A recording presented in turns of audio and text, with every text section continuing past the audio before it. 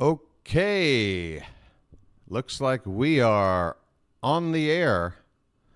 Greetings, hello to everyone, wherever you are, whenever you are, and welcome to live coverage of Baltimore Orioles baseball, where today the Orioles will start a new series taking on the Kansas City Royals.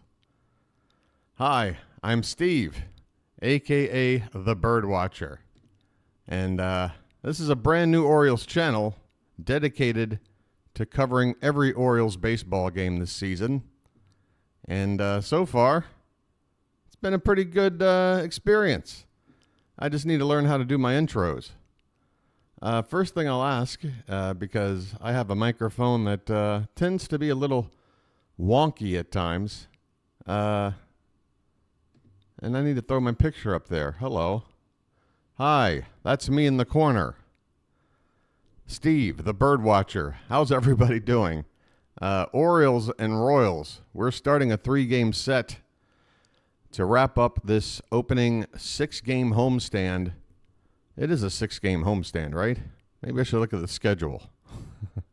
What is the schedule? And we're going to look at the starting lineups. We're going to look at the starting pitchers and get everything ready for you before first pitch. The Orioles, after the Royals, have who? Who do we have? What do we got? Royals. Oh, the Pirates. That's right, the Pirates. We're going to Pittsburgh. All right. Yes. So, Sean, Bill, hello. Pool, got the popcorn ready. Yeah. So that's the deal. My name's Steve. I guess I should just give you the quick, brief background. I'm a gigantic Orioles fan, but I live on the other side of the planet, 12 time zones away. Honestly, you can't get any farther away. Rainy in Kansas City? Well, hopefully it's not rainy in Baltimore. I do know that it's a little wet in Baltimore. And that there might be a little bit of rain tonight. But from the look at the radar and the forecast, it looks like if there is a delay, it won't get washed out completely. Let's cross our fingers and hope no delays. Of course, this is a 5:35 a.m. local time start for me. You can just monitor. Actually, you can see that right here at the top of your screen here. For me, this is a 5:35 a.m. start. But yeah, let's look at this Royals lineup before we do anything, because there's probably some names here I need to get to know, if you know what I mean. Michael Garcia is going to lead off and play third base. Face of the franchise, Bobby Witt Jr. Bats second. At shortstop, Vinny Pasquantino is at first base, hitting third. Sally Perez will be the cleanup hitter, the catcher, veteran. MJ Melendez, will be in left field. Off to a hot start, 4 for 10. Not off to a hot start, playing right field is Hunter Renfroe. Adam Frazier, Orioles second baseman from a year ago, is the starting second baseman for the Royals. He'll bat 7th. Nelson Velasquez will be in right field. He'll be the DH. And finally, batting 9th in center, Kyle Isbell. On the mound for the Royals, veteran right-hander, and playing for his 6th different club in 6 years, it's Michael Wacha. For the Orioles, they'll counter with Dean Kremer on the mound, and their lineup looks like this.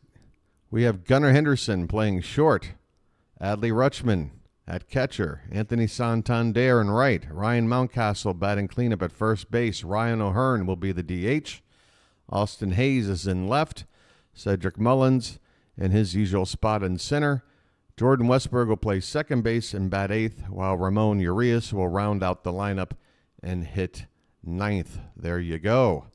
Hello, Lizzie. Once again, always dependable for a nice compliment to start things off. Thomas, good to see you. How are we doing? No coffee yet. That's probably the next order of business. But I did get a pretty full night's sleep in. Went to bed at like 10 p.m., got up at 4 a.m., 4:30 a.m. So that's 6.5 hours of sleep. I'll call that a full night's sleep for me, by my standards. So I'm going to go ahead and make sure I'm getting the broadcast up here. 4 minutes away from first pitch, unless there's some sort of delay. If you guys don't mind, I'm assuming that my microphone is sounding okay. And also, Sean, do you plan on sticking around for much of the broadcast or pool? If anyone plans to be here for at least the first half of the game, I'd love to get a update on what my background is looking like in terms of the sunlight coming through. Because right now it's dark, but eventually there's going to be a lot of light coming through my window there. And I want to be able to use some of it and turn off these awful indoor lights. Hey, we've got Masson on. Thank goodness. All right. Kevin Brown and Jim Palmer are in the booth. And I got to tell you, those Oriole zip-up jackets, the black jackets with the big Oriole logo, I want to get one of those. There's Dean Kremer making his way out from the bullpen. And again, we'll be getting underway here shortly as I just do a little housekeeping here to get things ready.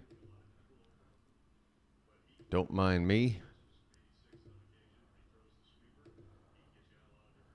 Don't mind me one bit. I'm going to move this over here, actually, and then get it out of the way. Everything seems to look okay. All right, that helps.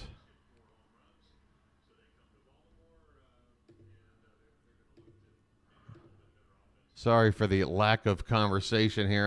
Okay, there we go. Game is up. Let's see if we got the game cast.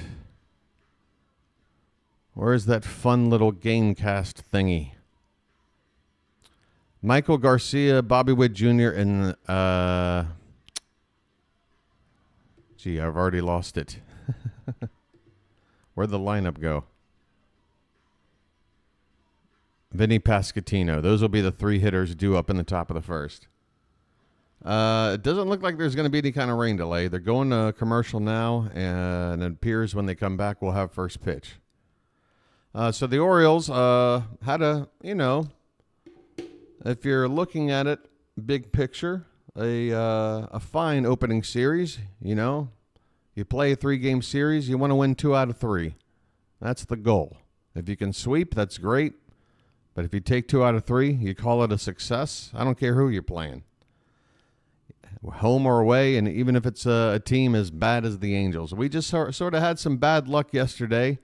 There were some positive takeaways despite the loss, and we'll be looking to bounce back and hopefully shoot for another series win here against the Royals. The Royals, while they finished with a pretty rough record last year, and it's been a pretty tough time for the organization, they're currently in a spot right now that the Orioles and fans can probably appreciate, which is they're starting to rebuild and put some pieces together, and with Bobby Witt Jr. as their centerpiece, they've got some exciting young players, and a lot of people are predicting them to maybe, while the AL Central isn't exactly a juggernaut division in baseball, a lot of people are thinking the Royals are going to move up in the standings there.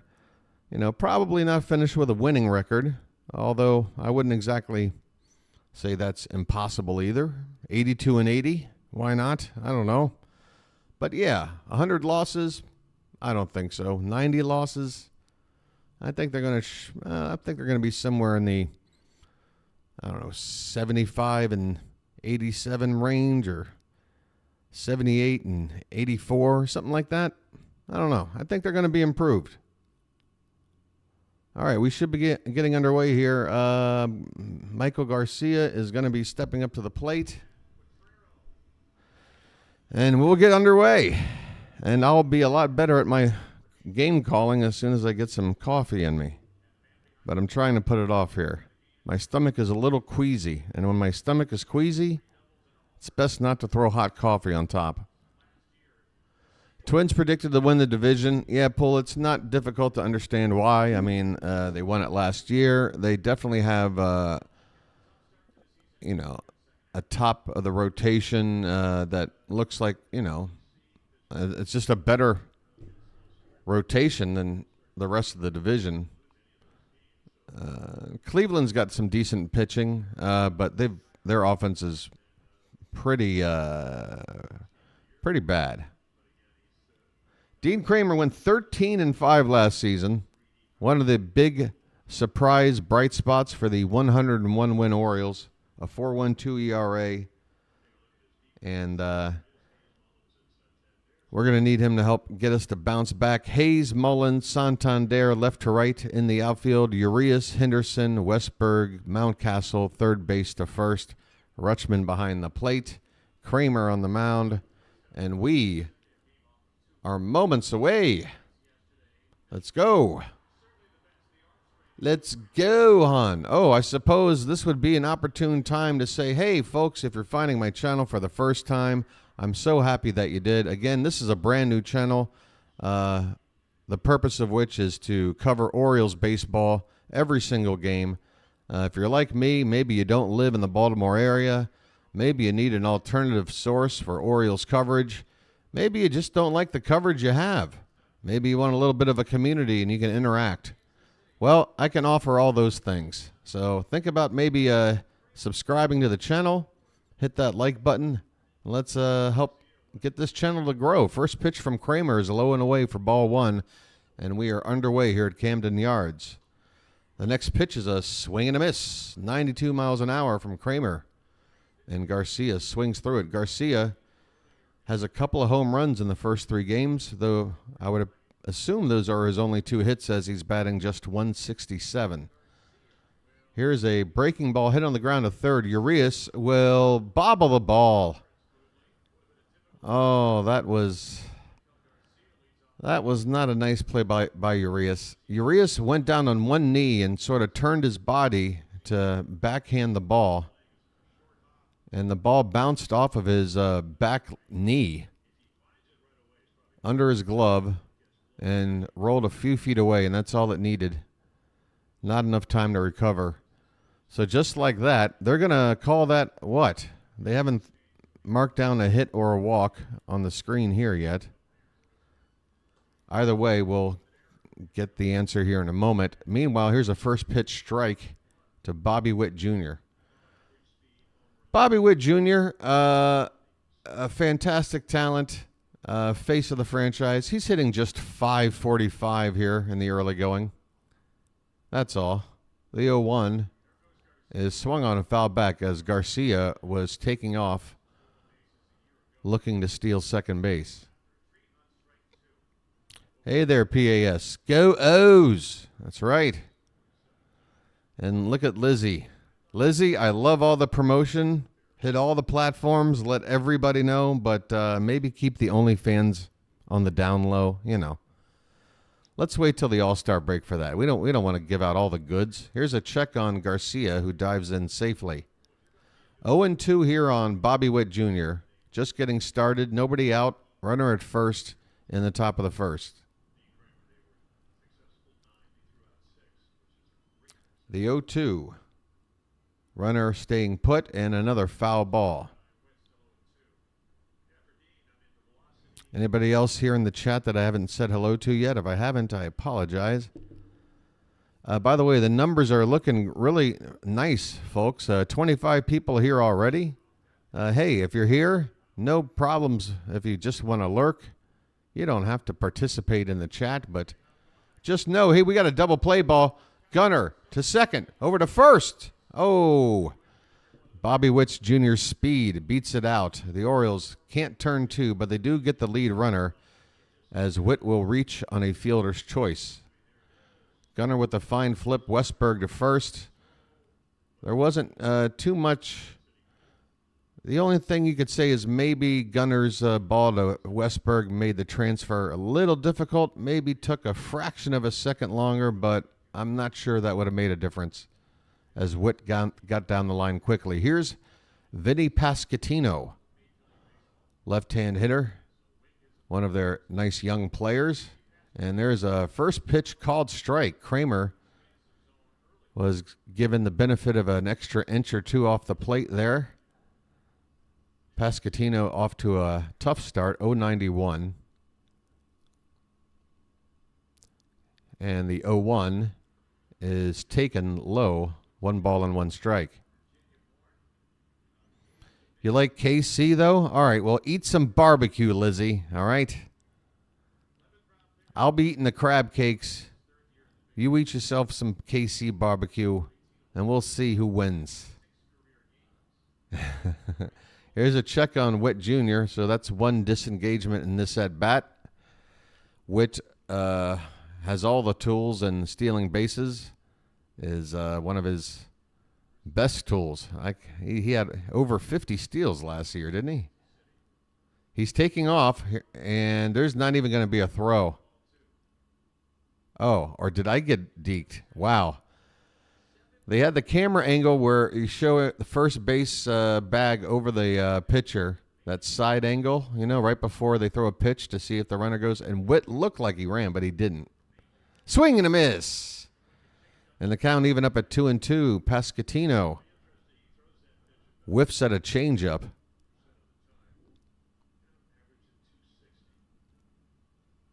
Hey Cam, how you doing? Welcome to the broadcast. The 2-2 to Pasquantino is swung on and hit in the air and well, deep to right center. Going back on it is Santander. He makes a catch. His glove extended as high as it would go. Any higher and he would have had to leave his feet just a stride away from the wall. That ball was roped out to right center, but Santander with just enough range to track it down right there on the track. Actually, he did take a little bit of a bunny hop there. Whew, that was close. 2 down. Witt Jr. still at first base. And another check on him before we see a first pitch to Salvador Perez. Have I ever watched The Wire? Lizzie, I'm from Baltimore, hun. I've lived The Wire. You kidding me? Have I watched The Wire? All right, this one's up and away. I mean, that's something like, I don't know. Don't tell me you lived The Wire. Hey, they don't call me Bump for nothing. All right, want to know the count. And this one's hit on the ground. This should get him. Oh, Gunnar absolutely boots it. Wow. By the way, that first play, that whether or not it was a hit or an error, that was an error. And now the Orioles have made their second error of the inning as a routine grounder to Gunnar Henderson. And keep in mind, Salvador Perez runs slower than I do, and I cannot run. So Gunnar, you hate to see it. He almost couldn't believe it. He took a second to just, I don't know, make sure there wasn't a hole in the glove. 2 errors. Can we get out of this without any damage? Let's hope so. Here's a first pitch breaking ball in there for a called strike to MJ Melendez. Melendez hitting .400 with 1 RBI in the first 3 games of the series. 2 on, 2 out on 2 errors.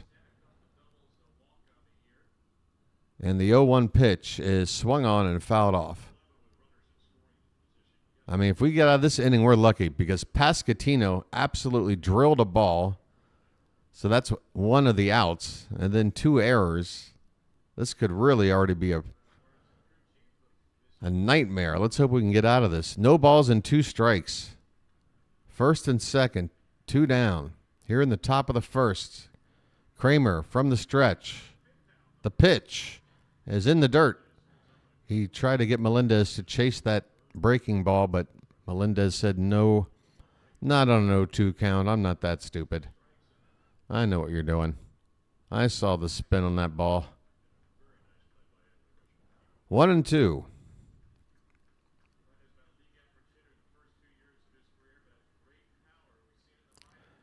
The pitch is inside. 2 balls, 2 strikes.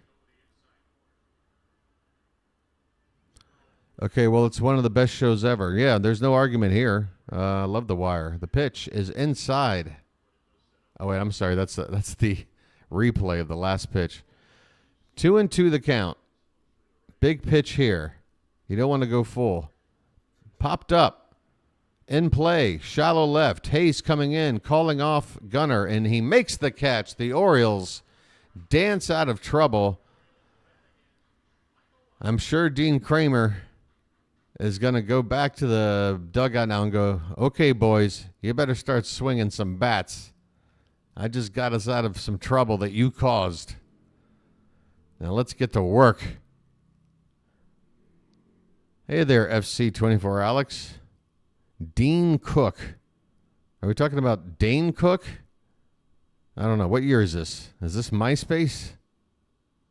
What is this, 2004? Go Royals. Lizzie, come on. Lizzie, baseball's a long game, and there might even be a rain delay in this. Is it going to be 3 hours of trolling? Or do you want to settle in and, I don't know, just have some nice camaraderie? Ball busting's great in like 2-minute, 5-minute segments. 3 straight hours of ball busting, kind of gets old after a while, doesn't it? Maybe mix it up. A little ball busting here, then maybe a little camaraderie there. You know, and maybe be 2-dimensional. Give it a try. What do you think? 2 errors by the Orioles in the inning. They had made 1 error in the opening series. That Mateo miscue that led to 2 runs for the Angels on opening day. Go Royals, even though see, now you got Cam joining in, Lizzie. You see what you did? Now you got Cam joining in. I love to bust your balls. Lizzie, if only you had that chance. If only you had the chance. The Orioles will counter with Gunnar Henderson, Adley Rutschman, and Anthony Santander here in the bottom of the first. It is a cloudy evening here in downtown Baltimore. And the crowd, to be very fair, is rather sparse. It's a pretty sparse crowd.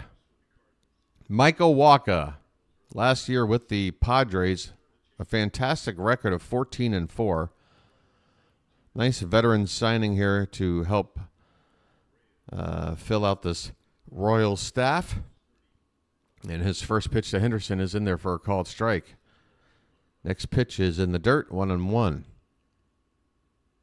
He has 6 different clubs for Wacha in the last 6 seasons.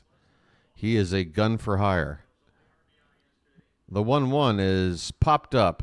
A low pitch that Gunnar scoops up into left field. Lots of room out there for Melendez, and he'll make the catch, 1 down. Am I going to stop by Rhino's hockey stream? Cam, the odds are pretty minimal.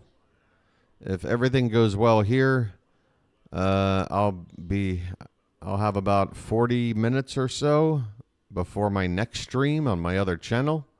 And I'll be using that time to run down and get some breakfast and get the stream set up for the other channel. So, yeah, I doubt it.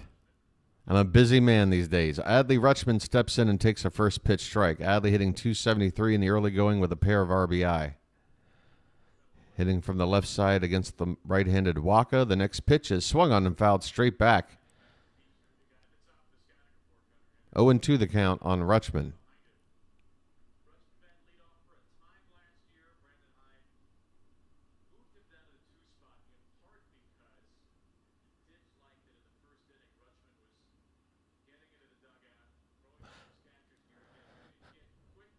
And the next pitch is spiked in the dirt. 1 ball and 2 strikes.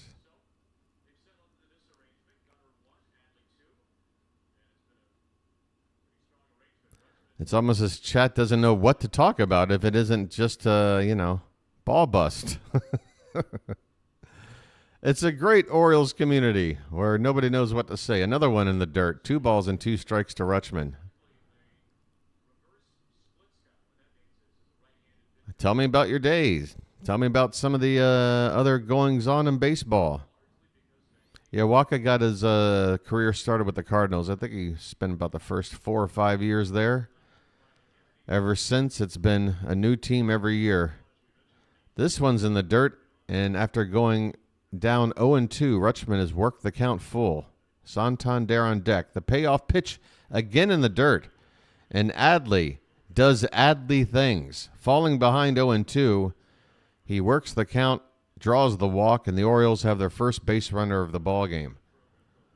Again, the Royals defense, Melendez in left, Isbell in center, Renfroe in right, Garcia at third, Witt at short, Frazier at second, Pasquantino at first, Perez behind the plate with Wacha on the mound.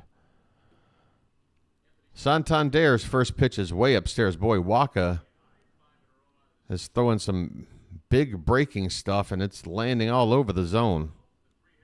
In and out of the zone, I should say. He's throwing about 6 pitches in the dirt. Here's a nice fastball on the inside black. Santander gets a piece of it to foul it off, but unable to do much with that pitch. 1 ball, 1 strike. They're showing some of the lifetime stats for some of the Oriole hitters against Michael Wacha, and I'm happy to report that the likes of Santander, Cedric Mullins, and I missed the third, Ryan Mountcastle, all three have had a lot of success off of Wacha in their career. Oh, that's right. Here's a swing and a miss. 1-2 the count on Santander. It's already the 2nd of April where I am, so my April Fool's Day is over. But yeah, happy April Fool's Day, everybody. Oh, that's why you guys are all just making my chat feel like a place for everybody to just, do anything but talk about baseball. See, you got Charles saying good night. He hasn't even really pitched in. This is what happens when you create an atmosphere of non-baseball talk. You can talk about whatever. Just make it friendly, please. We're good people. Mountcastle with a ground ball to second base, and this is going to end the inning. Just like that, the Orioles are retired. Adley Rutschman draws a walk, but he is stranded, and at the end of 1, it's no score here in Baltimore. Hey, Charles, how about a report on the Bahamas before you go? You can't pop in without a report on the Bahamas.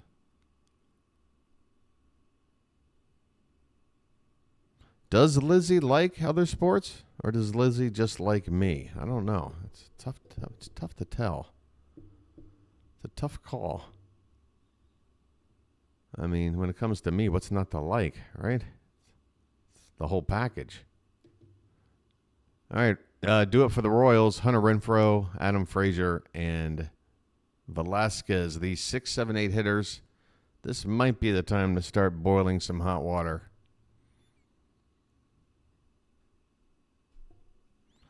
Charles is about to give us the report on the weather in the Bahamas. And, yeah, I can see a little bit of light popping in behind me. Again, I'm probably going to eventually forget to check once this area right here starts to get white hot. But, and then I'll look like I'm standing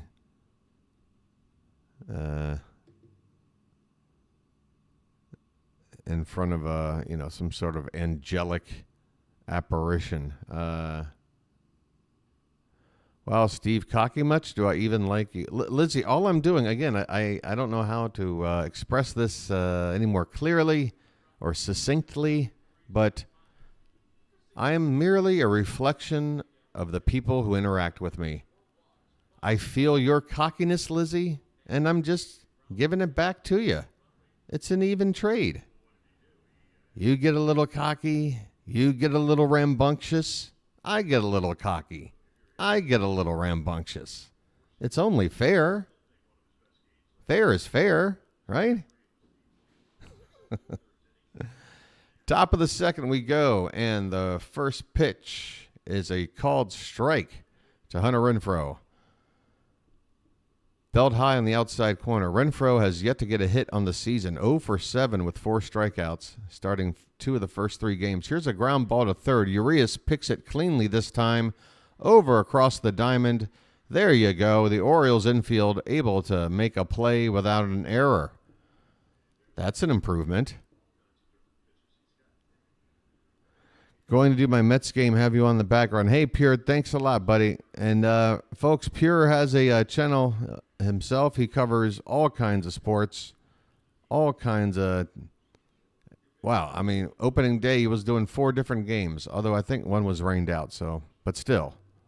Let me throw up a link for Pure's stream. If you guys haven't subbed up for Pure, head on over there. Want to know the count here on Adam Frazier. And the next pitch is hit on the ground to second, fielded on a bounce by Westberg. He'll flip it to Mountcastle easily, and there are 2 down here in the second. Ah, I see. Rhino is there as well. We got Thomas coming on later. Boy, what am I going to do with all this competition? And then there's Pure. Just everybody. All right, here you go, folks. Pure, thanks for stopping in. It's always good to have you come in. And I appreciate the support. Try and throw a little support back at you.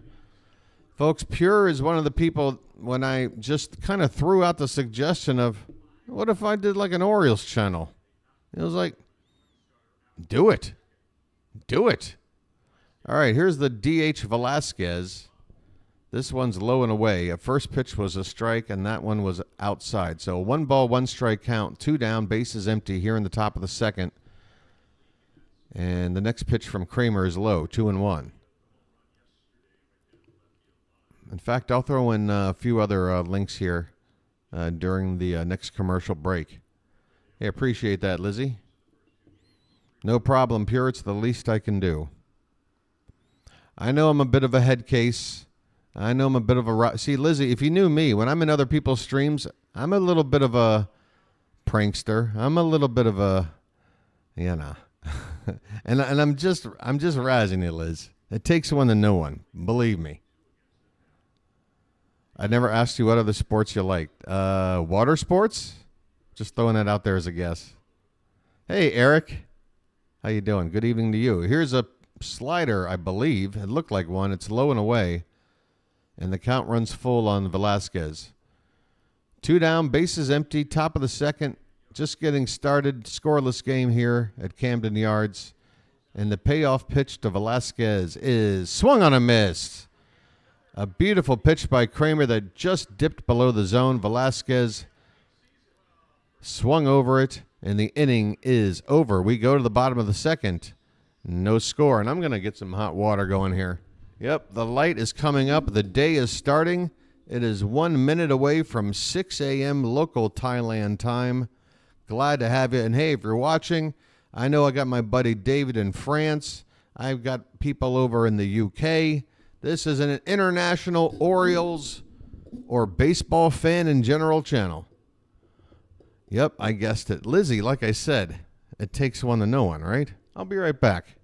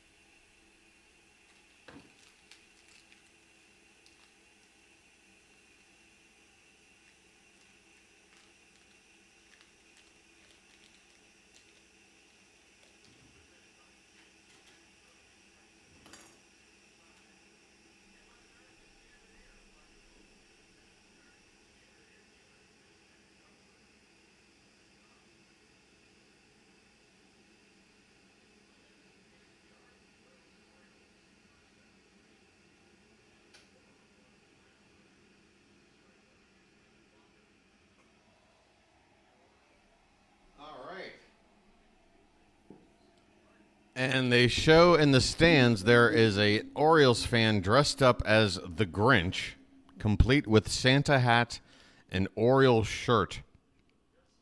Don't you love a mascot costume sporting event thing that makes absolutely no sense?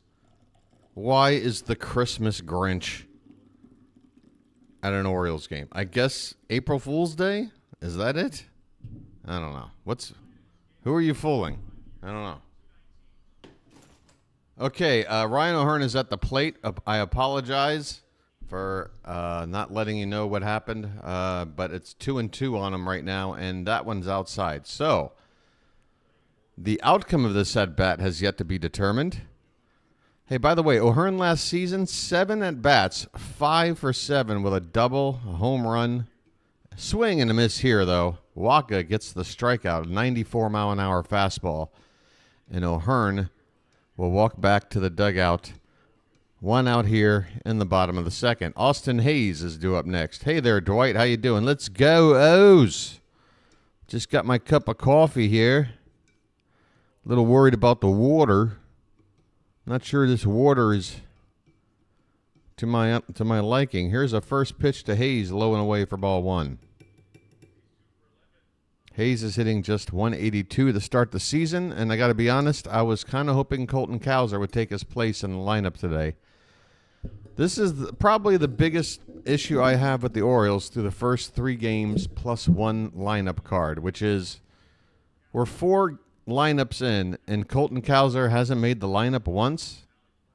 Now, I know 2 are against left-handers, but I just feel like, what are we doing getting Colton Cowser on the big team? And just as I'm talking, they're showing a shot of Cowser in the dugout with his hoodie on. Here's a ground ball to short. Easy play for Witt. Strong arm, and he'll throw out Hayes. 2 down. Yeah, I mean, this is different than carrying a veteran on your bench that doesn't mind starting once a week, pinch hits here, whatever. But for a guy like Cowser, who's coming off a hot spring, whose career is just getting started, you got to find a way to get him in the lineup at least a couple of times a week. And it felt like today was the right day, considering he didn't start the first 3 games. Here's Sed Mullins. Only hitting 182 in the first 3 games, but he has driven in 4 runs. Lizzie is on a sub-binge right now. Hey, Chris. Greetings from Williamsburg, Virginia. How's it going down there in Williamsburg? Melanie, that's my Baltimore girl right there. How you doing, hon? Good to see you. The 0-2 to Mullins from Wacha is swung on and missed. Wow, Wacha making short work of Mullins and the Orioles in general. A very quick and eventless second inning. Orioles set down an order. We'll go to the 3rd, no score. I mean, look at this box score, guys. 0s across the board, except there's a 2 in there in the error column.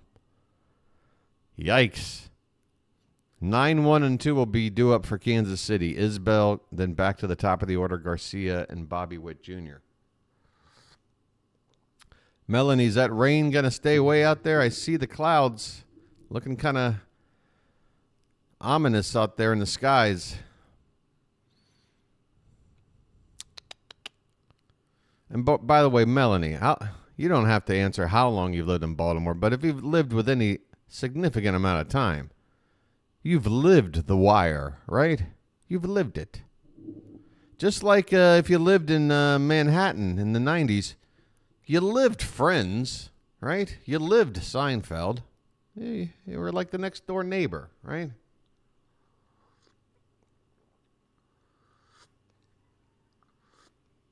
That's a hot cup of coffee. Oh, oh, oh, oh, oh, oh. Pull, I posted a pic of myself. Let's see, what are you up to? Lizzie, is this all am I just sort of a harbinger for your social media accounts promotions? What do you, where are you posting pics? Never have watched The Wire, but I've been here my entire life. All right, Melanie. Well, then you've lived The Wire, okay?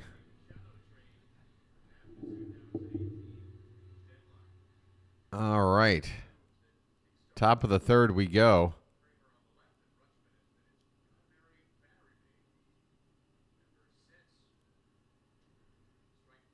Just a few years older? Oh, that's in the Discord? All right, maybe I'll... Well, I don't want to flash up photos during a baseball stream. I don't... But on my stream later, oh, that's perfect content for that. That one is low. 1-1 the count here to Isbell leading off the top of the third. Isbell went 3 for 9 in the opening series with a home run. Swing and a miss. Up and in. And Isbell came up empty there. 1 ball and 2 strikes. There you go, Bill. My boy Bill here, he just wasn't born in Baltimore. He was born on Baltimore. Here's a comebacker to Kremer. He jogs over to first, flips it to Mountie for the out, 1 away. I was born with a spike right through my head. Fun fact.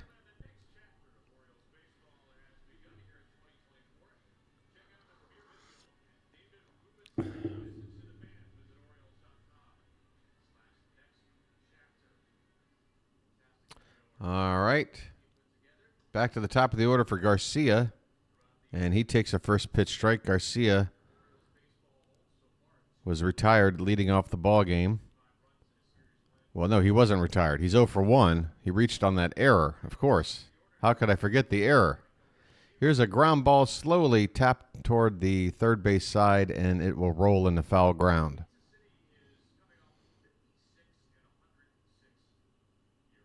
But it's all right. Hey, I should get another one of these channels queued up for you guys. Yeah, there's Rhino. Oh, Rhino is on. Rhino is on, ladies and gentlemen.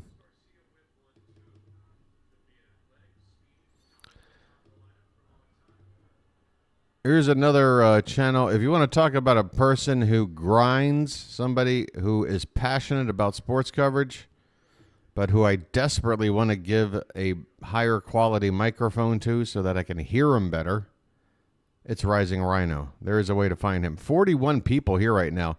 Hey, I'm going to go out and we got a 1-2 count on Garcia, by the way. I tell you what, I'll save the sales pitch for a minute from now. But, folks, you're going to want a place to go to for your Orioles baseball coverage, right? Well, the only way it's going to successfully happen is if YouTube recognizes that people are indeed enjoying the channel. And how you make that happen on your end is hitting this little like button thing you see right below the screen. I know it seems like a trivial thing to do, but it also takes just a split second to do. Here's a 2-2 pitch fouled away, and the count remains 2-2 on Garcia. 1 out, nobody on here in the top of the third. Dean Kremer about to throw his 39th pitch of the game. So, yes, subscriptions, that's huge. Obviously, if you want to chat here with everybody, that does require a subscription, but all you have to do is wait 1 minute. And look, I'm going to be honest with you. If you're the kind of person that says, I want to talk, but I don't want to subscribe, well, you subscribe, you talk, then when you leave, you unsubscribe. I kind of hope you don't do that, but I'm also an honest guy. So don't let it get you down. Subscribing isn't a big deal. No salesman will visit your home, I promise. Here's another 2-2 pitch foul back. So we got a long at-bat going here between Dean Kremer and Miguel Garcia.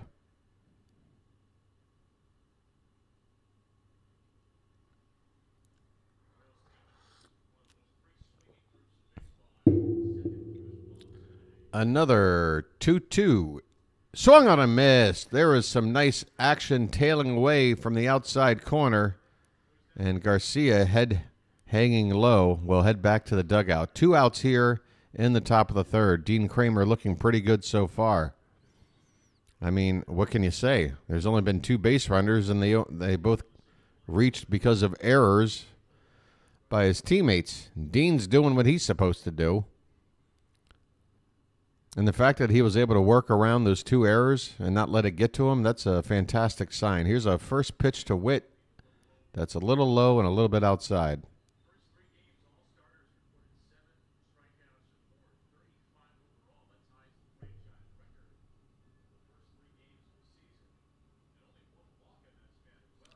The next pitch is low and away. This time it's not close. 2-0 on Bobby Witt Jr. Reached on a fielder's choice back in the first after beating out a would-be double play ball. The 2-0 to him is swung on a missed. Kremer with another hard-breaking cutter or slider. Either way, it's moving hard away from right-handed batters off the outside edge of the zone. The 2-1 pitch is swung on and hit in the air. This one's hit deep. Going back on it and looking up is Mullins. This one's going to clear the 410 sign and then some. Bobby Witt Jr. goes yard. My goodness, this kid has got all the talent in the world. He's going to be a star for the next 10, 15 years. 440 feet and 110 miles an hour off the bat. Bobby Witt Jr. absolutely destroyed that baseball. And you can see Dean Kremer's reaction. That ball wasn't even halfway out of here, and Kremer was already in the dumps. So the Orioles find themselves behind here in the 3rd inning. Kansas City taking a 1-0 lead. What is it about giving up solo home runs to the opposing team's best hitter? Trout had a solo home run in the first game of the Angels series. And now Bobby Witt Jr. I'm not saying that the Royals don't have talent anywhere else in the lineup, but I just hate to see throwing hittable pitches to the best hitters in the lineup. Ugh. Hey, Space, how's it going? It's going moderately well. If you asked me 2 minutes ago, I'd say it's going great.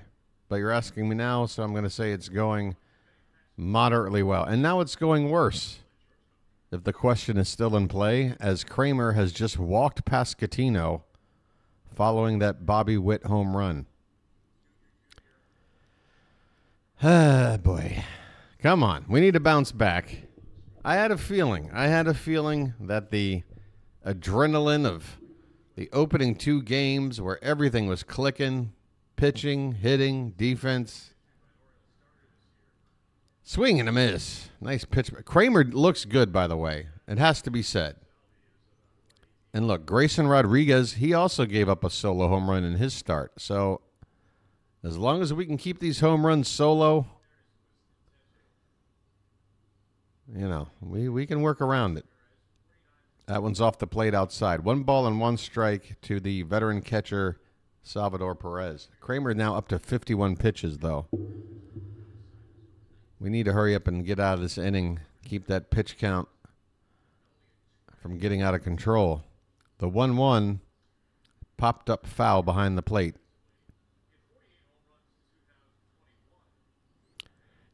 Cam, are you actually asking someone in my chat to just leave and go join another person's chat? That's, I mean, you know, I'm all about free speech. Feel free to do it, but that's probably kind of not. Oh no, Perez, that ball is gone.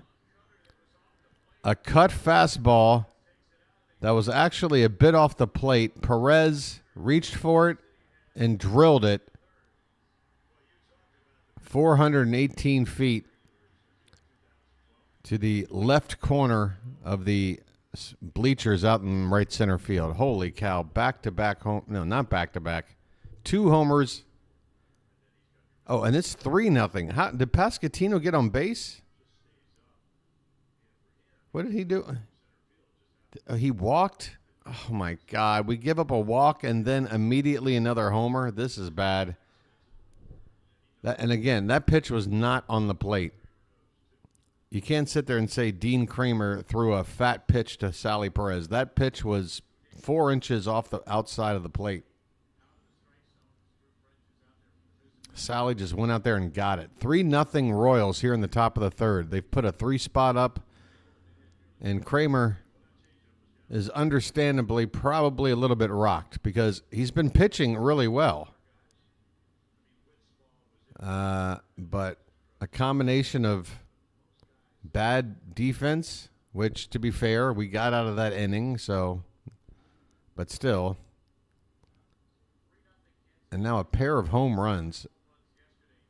Oh, Melanie, help me. Help. Hey, Matt. Nice to have you. Thanks for subbing. And, yeah, I'm fully excited for the season as well. This one is up and away, 1-1 on Melendez. 2 down, nobody on. The Royals have 3 runs in here in the top of the third in the opening game of a 3-game series against the Orioles. Orioles trying to bounce back after the loss against the Angels yesterday. And so far, things have not been going our way. Here's a swing and a miss. It has to be said, if you're looking at the box score, you're saying, gee, is Dean Kremer putting up a dud? And the answer is no. Yes, he's given up 2 home runs, but I have to somehow convince people that he still looks good. His stuff looks good. It's just been some bad luck here.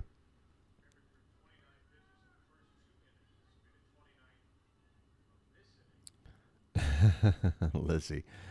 All right, Lizzie, I got a feeling I'll see you again sometime. Take care. Here's a swing and a miss. So there you go. Kremer comes back with a strikeout to end the inning. And this is reminding me a whole lot of the Tyler Wells start yesterday, where, to be fair, Wells did have command issues. He was leaving pitches out over the plate, and batters were teeing him up in the first couple of innings. But he really did well to settle down and was virtually unhittable for the rest of his start. Kremer, on the other hand, it hasn't been a command issue. It's been a combination of some shoddy defense behind him and the fact that a 2-run homer following a walk on a pitch that was way off the plate. That I'm telling you, 99 times out of 100, you'd be well just to get a piece of it to foul it off. And Salvador Perez goes ahead and hits it 400-plus feet for a 2-run homer. Oh, it's a dagger. It's a dagger. But we got a long time to go. 8-9-1 due up for the Birds in the bottom of the third. Westberg, Urias, and Gunnar Henderson. Let's mount a rally. How about this? Let's take baby steps. How about we get our hit count higher than our error count? Can we start there? That would be a good start. No runs, no hits, 2 errors. My God. Somebody make that change quickly. It's not fun to look at.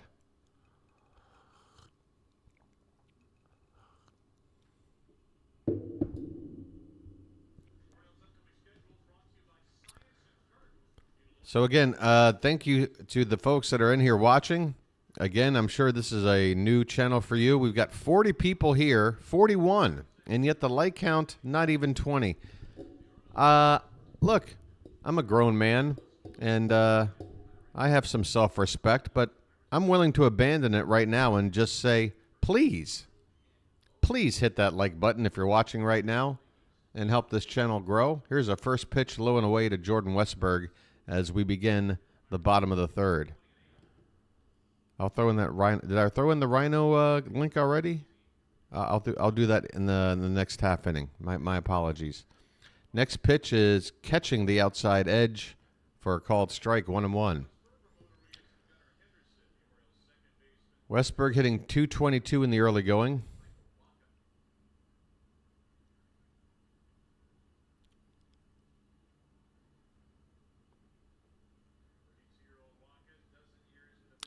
Hey, Matt, I won't forget it. All you got to do is remind me over the several years that I plan to do this. Here's a ground ball to short. That should be routine for Witt. He throws across, retires Westberg, one away.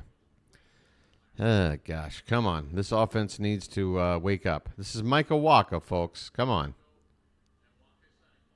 This guy's got a name that only Fozzie Bear can appreciate. Hey there, DK1. Welcome as well. That looks like a penguin emoji, but I see a bit of orange in there. So if that's the closest thing we have to an Oriole emoji available, I'll take it. In fact, I need to figure out where to find that emoji. Let's go. All right, want to know the count here on Ramon Urias, the number 9 hitter, getting his first plate appearance of the game. And this one is also off the plate. 2 balls and no strikes. Keep in mind, folks, the animation, the screen you're looking at with all the information, it's going to be ahead of me. There's no getting around it. It's simply there to give you some eye candy. So whether you're sort of watching the screen while listening to me, or maybe you just got my voice on, that's probably best. Maybe you got some other activities going on. Maybe you're playing a video game. Maybe you're working on some arts and crafts. Maybe you're cooking up something to eat. Whatever.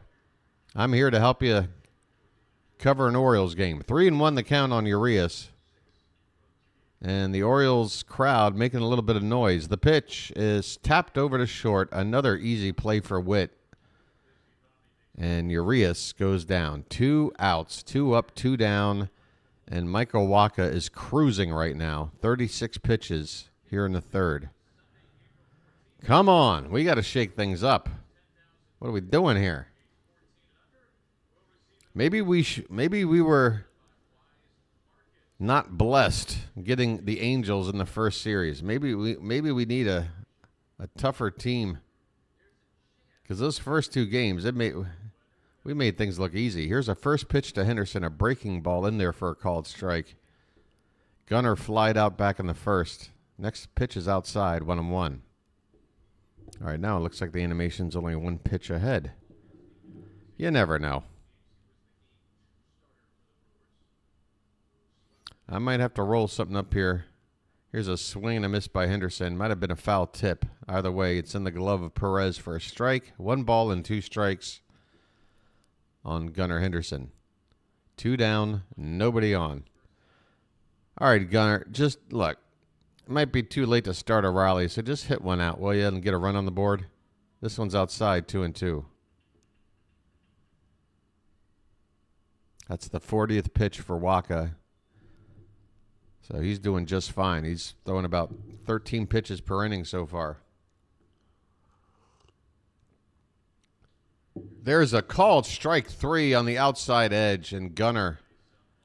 Oof, that was a well-spotted pitch.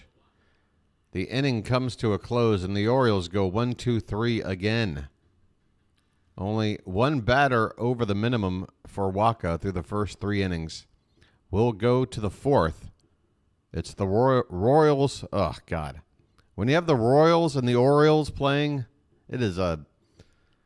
You really need to practice. Hold on. Unique New York. Unique New York. Unique New York. Okay. Royals 3... Orioles, nothing. There, I got it out. The Orioles. The Orioles. The Orioles. The Ror. You know what I mean. What's shaking over on Orioles Twitter? Is everybody ready to say the season's over? I'm going to bet if I click here that the most talked about thing on this Orioles lineup tweet is where's Gunnar Henderson? Or excuse me, where's Colton Cowser? Where is Colton? There you go. Hashtag free Cowser with 10 likes. It's the most liked thing other than the tweet itself so far. Where's free Cowser? Where is Cowser? 27 likes. Hey, 26 likes. Nice April Fool's admin. Released the real lineup with Cowser. What is the obsession with Austin Hayes over Cowser? I wouldn't say Austin Hayes isn't good anymore. He was an all-star last year. He went from being an all-star to being washed up in, 3 months? Where is Cowser? This is actually getting ridiculous. I want Cowser to start as much as anyone, but Wacha's best pitch is a change, so he has to reverse platoon splits. Look, all right, this guy clearly knows his stuff in terms of, the stats. So, yeah, that might be like some sort of logical reason, but at the end of the day, first 4 games, no starts. Here's a fly ball in the first pitch to left field, and Kremer gets a quick out here in the top of the 4th. 1 up, 1 down. What happened to my cursor here? 1 up, 1 down as Hunter Renfroe flies out to left. Adam Frazier will come up for his second at bat. Hey there, Kelma. Everybody give my dude his thumbs up. He is certified. I am certifiably insane. You know why? Because I decided to start an Orioles channel covering every game while I live on the other side of the world. I'm completely turning my life, my schedule, everything upside down because I'm just absolutely motivated for this team, for this season, and worst case scenario, I've got the entire thing documented, Maybe, when I'm getting really old, I already know I'm old, but when I'm getting really old and, I want to reminisce about something, I'll be going back to these games. There's no doubt about it. Here's the 2-1 pitch to Frazier, tapped in front to Kremer, and that's the second or third time he's been able to field a ball and flip it over to Mountcastle for an out. I'm telling you right now, Dean Kremer, despite the 3 runs, despite the 2 homers, looks good to me. I'm very happy so far with the way he's looked. It's just very unfortunate. He gave up the 1 walk, and that 1 walk immediately scored on the home run by Perez, again, on a pitch that was not a bad pitch at all. I mean, it wasn't in the strike zone.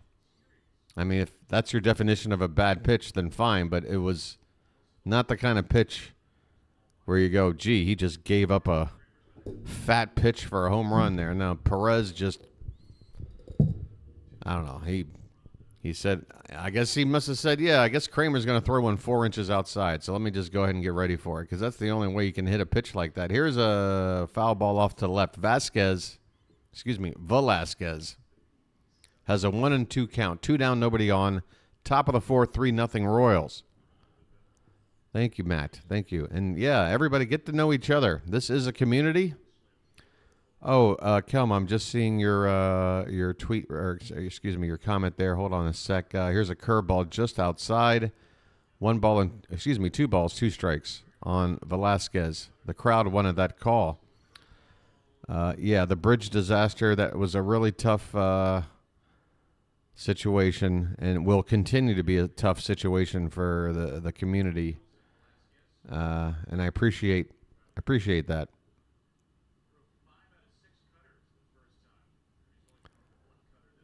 Yep, it's my way. It was my way of getting up and down the East Coast. I would never take the tunnel. If I were coming from the South and I wanted to drive up to Philly, drive up to New York, swing and a miss, a high fastball to Velasquez, and Kremer gets through the 4th. I'm telling you right now here, folks, Dean Kremer looks good.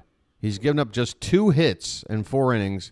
Unfortunately, they both left the yard, and unfortunately, one of them came with the 1 walk he's given up on base. So the Royals have basically had 3 base runners, and they've all scored. The other 2 that reached base were by error, and they didn't score. Maybe we should just keep making errors.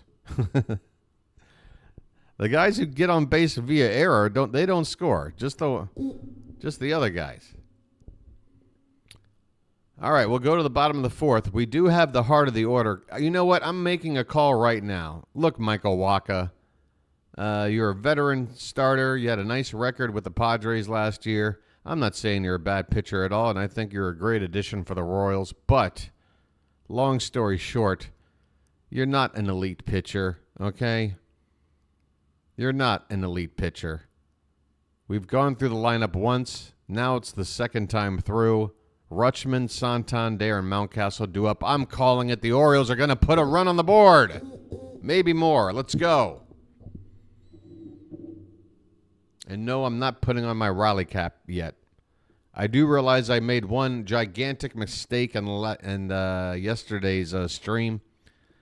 I can't be sitting there with a rally cap on my head sideways looking like Malibu's Most Wanted or something over here. Because if you're brand new and you're clicking on my channel, you're like, well, who's this idiot? I mean, don't get me wrong.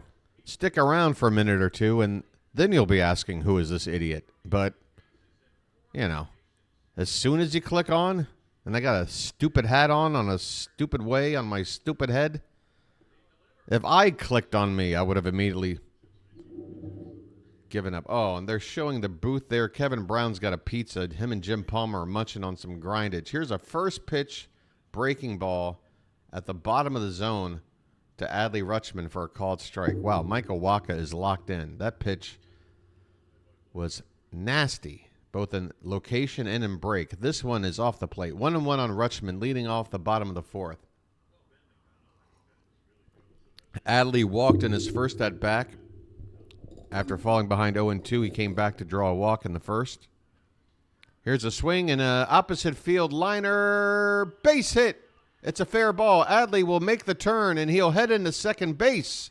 It's a leadoff stand-up double for Adley Rutschman. Turn on the sprinklers. Let's go, Baltimore. It's time to rally.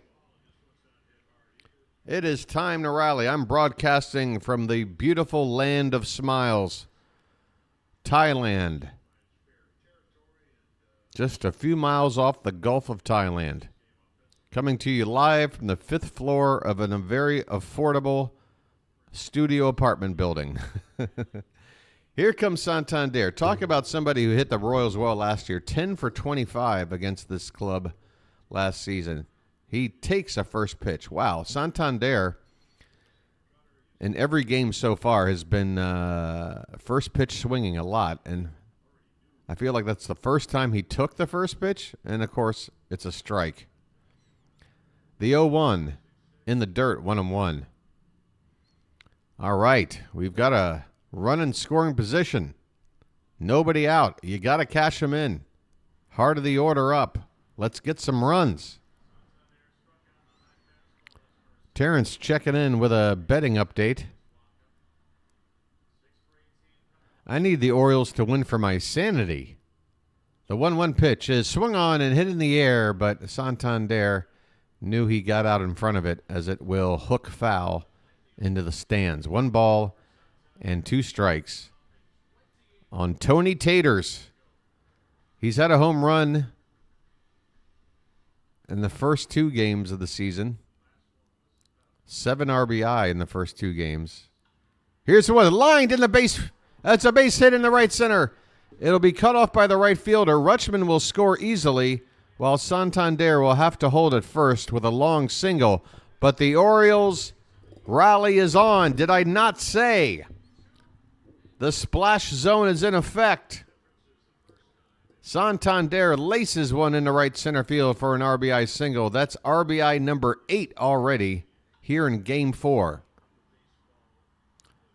You know, I'm going to do some quick math and say that Santander is on pace for 324 RBI. Is that asking too much? Here's Mountcastle. First pitch is a breaking ball low. I don't know why the catcher tried to frame that. He caught the ball maybe an inch off the ground and then pulled it up into the zone as if he was going to frame that pitch. Get out of here. 1-0 on Mountie. Inside, 2-0. Come on, boys. Let's go. Let's go. Let's tie it up. We got the 1 run. There's a leak in the foundation. It's time to burst the dam open. The pitch swung on and missed. 83-mile-an-hour changeup of some sort, I suppose.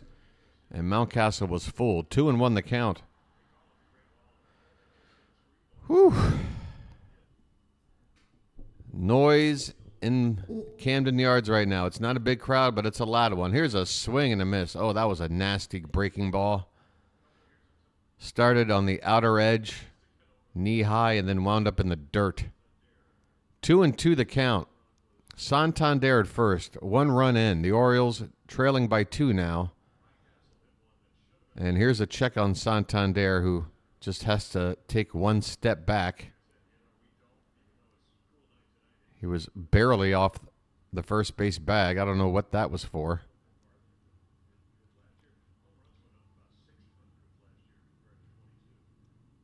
The 2-2.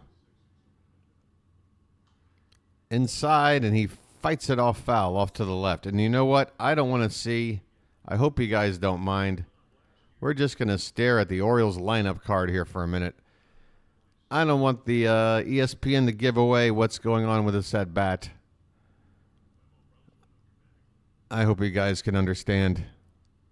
How you doing there, Chong? Welcome. Welcome. Good to see you. The 2-2 to Mountcastle is swung on and hit well.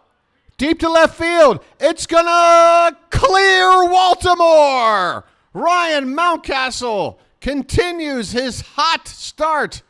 Bye-bye, birdie. The Orioles have tied the ball game. We gave up 3. We get 3 back. 408 feet, 107 off the bat. Ryan Mountcastle, who just yesterday hit a double just off the top of that giant wall and left. And he was shaking his head going, man, any other ballpark, and that's a homer. Well, you got your homer this time, Mountie.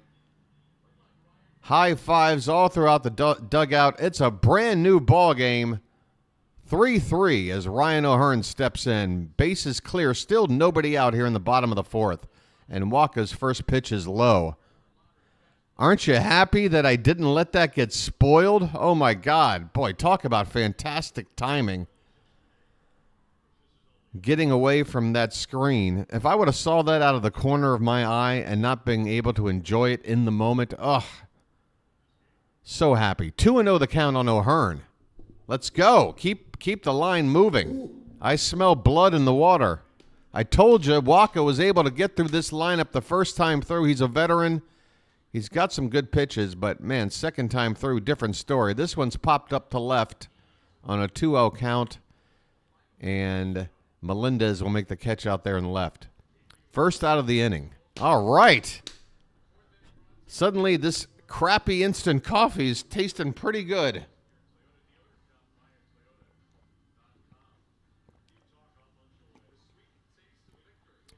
And I'm so happy I didn't break out the Raleigh cap either. That's right, DK1. Let's effing go. By the way, if you want to type out the whole curse word, I don't think I have anything in my chat that will prevent you from doing it. So you do you. This channel's for everybody, so I guess you could be cool in case there's youngsters here. But either way, just letting everybody know. Also, here's a fun fact. 2-0 the count on Austin Hayes, by the way. The next pitch is swung on and missed. 2-1 on Hayes. Fun fact. My channel doesn't have any sponsors. I'm brand new, so that's no surprise. But the channel is growing quickly here in the opening week. That's a called strike. Hayes didn't like the call. That was in on the hands. 2-2 the count. But no matter what happens with this channel, and believe me, I don't have delusions of grandeur. I'm just hoping maybe we get into the 1K range and just build a community where every day I can log in, watch the Orioles with some friends, talk baseball, celebrate the good times, hold each other during the bad times. Here's a ground ball to short, and Hayes is retired as Witt Jr. has been busy tonight in the field. 2 down. Nobody on here in the bottom of the 4th. 3 runs in as the Orioles have tied this one up quickly. Thanks to a 2-run homer from Ryan Mountcastle. And what was the other? Yeah, the Santander single that allowed Rutschman to score. Yeah, Basically, long story short, you will not see betting ads on my channel at any time. I don't know if you guys follow a lot of these baseball content channels on YouTube. Here's a pop-up by Mullins. Foul ground, the third baseman will make the catch, and the inning will end. But the Orioles come back with a response. We've got a brand new ball game, a Santander RBI single, and a 2-run homer from Ryan Mountcastle.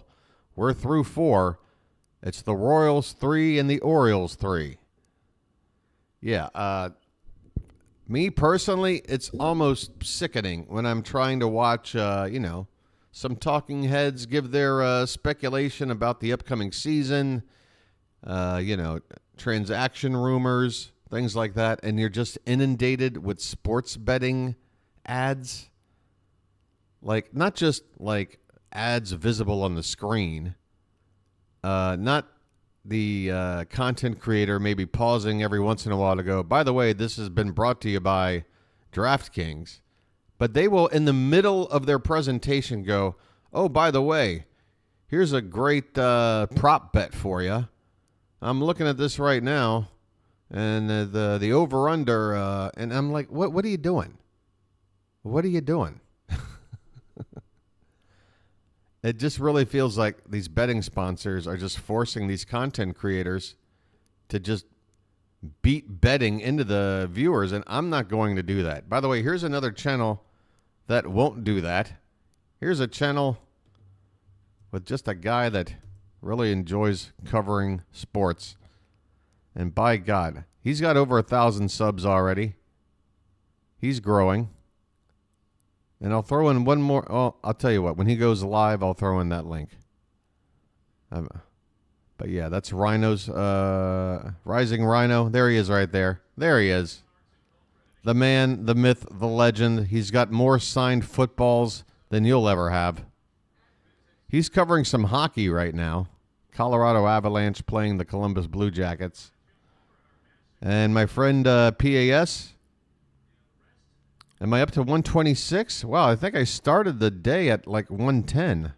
And we're only in the third inning. Or we're in the fifth inning now. Okay, I'm way off.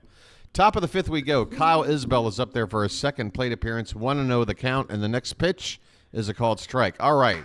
You know what makes me happier than anything else is that Dean Kremer now has a clean slate. And maybe he doesn't get the win, but I just hope he doesn't get the loss because he doesn't deserve it. And as I say that, this one's lined in the right field, and a diving catch by Anthony Santander. Tony Taters does more than hit home runs. He may not have the best range. He may not be the quickest guy out there. But if he can get to the ball, more often than not, he'll make the catch. He lays out with a full dive. You'll see that highlight coming up. Oh, a fantastic, especially to lead off the inning. Dean Kremer doffs his cap. 1 out here in the top of the fifth. All right, so things are cooking. The offense is back. Kremer's pitching well. The defense is now showing up. All right. Oh, and the sun is coming up behind me. Here's a swing and a looper over the shortstop into left center, a base hit. And Garcia's going to try for 2. Here comes the throw. Garcia makes it in there. Hustling all the way. The camera cut away. I could not quite see Mullins field that ball and whether or not he did it quickly and hastily or whether he sort of did the Randy Arozarena thing and kind of took his time. But either way, Garcia with a hustle double. There was a strange hit into the outfield yesterday towards Mullins that looked like a single. It wasn't in the gap, and yet Mullins took a weird path to it, and it went all the way to the back of the wall. I'm a little curious about what's going on with Cedric Mullins. I mean, he had the big 3-run homer on opening day. He had another big. He's got like 4 RBI. He's doing fine there. Here's a strike on the outside corner, 1-1 on Bobby Witt Jr., who is 1 for 2 so far. The Royals have the go-ahead run in scoring position with 1 out and their best hitter at the plate. So big moment here for Dean Kremer, who's on 76 pitches right now. And he steps off and looks the runner back. So a disengagement. And probably a smart one. I'm not sure quite how fast this kid is, but that was a hustle double. The pitch is popped up foul behind the plate. Yeah, is it Mikel or Michael? Mikel, right? Mickeymouse.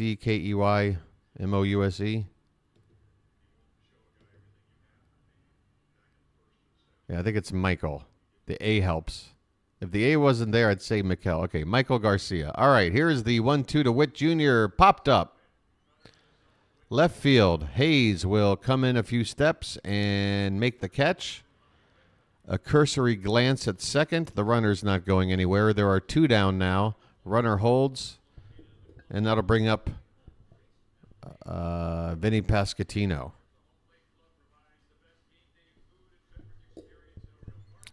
Wow, Pure, you're making me want to go ahead and self-indulge and take a look at the old live sub-count page. Look, guys, I'm not here just because I want cheap subs. Again, I'm in Thailand, waking up at 4 in the morning to cover baseball games.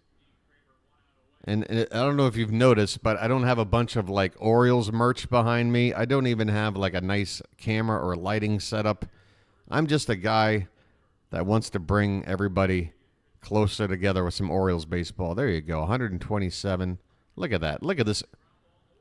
Here's a ground ball. Gunner on the second base side of the bag makes the play, and that'll do it as Pasquantino grounds out. So Kremer faces Bobby Witt, faces Pasquantino, gets through it unscathed. We go to the bottom of the 5th. Halfway through this one, we're tied at 3. 127 Pure. 127. Hey, you know what? Somebody's watching right now. Look at that. Boom, 128. You know what? We're in commercial. I got half a cup of coffee. I need a little bit of break. It's the halfway point of the game. Let's call it halftime, right? We've got a pitching clock in baseball. It's no longer a sport where we say, oh, it's a sport that has no time. Well, it has time now. So I'm going to go ahead and call it halftime as we go to the bottom of the 5th. And during our halftime, I'm going to sip on some coffee and pray that I watch this number go to 130. Would you look at that? One more sub. One more sub and we're at 130. 130, which, by the way, is a good start time for our first pitch. Look at that, you guys. I mean, honestly. Like, my heart is racing right now. I run a second channel that I've been doing now for nearly a year and a half, and I've put so much time and commitment into it, and I'm never going to give it up because it's just too much fun. But when it comes to watching that channel grow, it has been rough. But I knew the Orioles were in need of a dedicated baseball channel. I mean, it's ridiculous. The Blue Jays have a dedicated play-by-play channel. The Yankees have more than one. What's our excuse, right? Gosh darn it, we had the best record in the American League last year. We got the best farm system. We've got a team that people are picking to go all the way to the World Series. And you're telling me we don't have a dedicated Orioles channel? You're telling me that, that spot's open? Okay, I'll take it. Let's go. All right, bottom of the 5th. Here we go. Jordan Westburg to lead it off. And the first pitch is a strike. 0-1 on Westburg. 0 for 1 tonight. He ground out in the first. Next one is inside. 1 ball and 1 strike to the number 8 hitter in the Oriole lineup. Urias will follow, and then we'll flip the lineup back to Gunnar Henderson. Here's a ground ball to the third baseman. Fielded cleanly. Low throw, and Pasquantino has to do a splits to make that catch. But Garcia able to get the ball to Pasquantino in time Westberg retired 5-3. Close play. Actually, let me look at that again. It was bang bang, but there won't be a replay. Here comes Ramon Urias.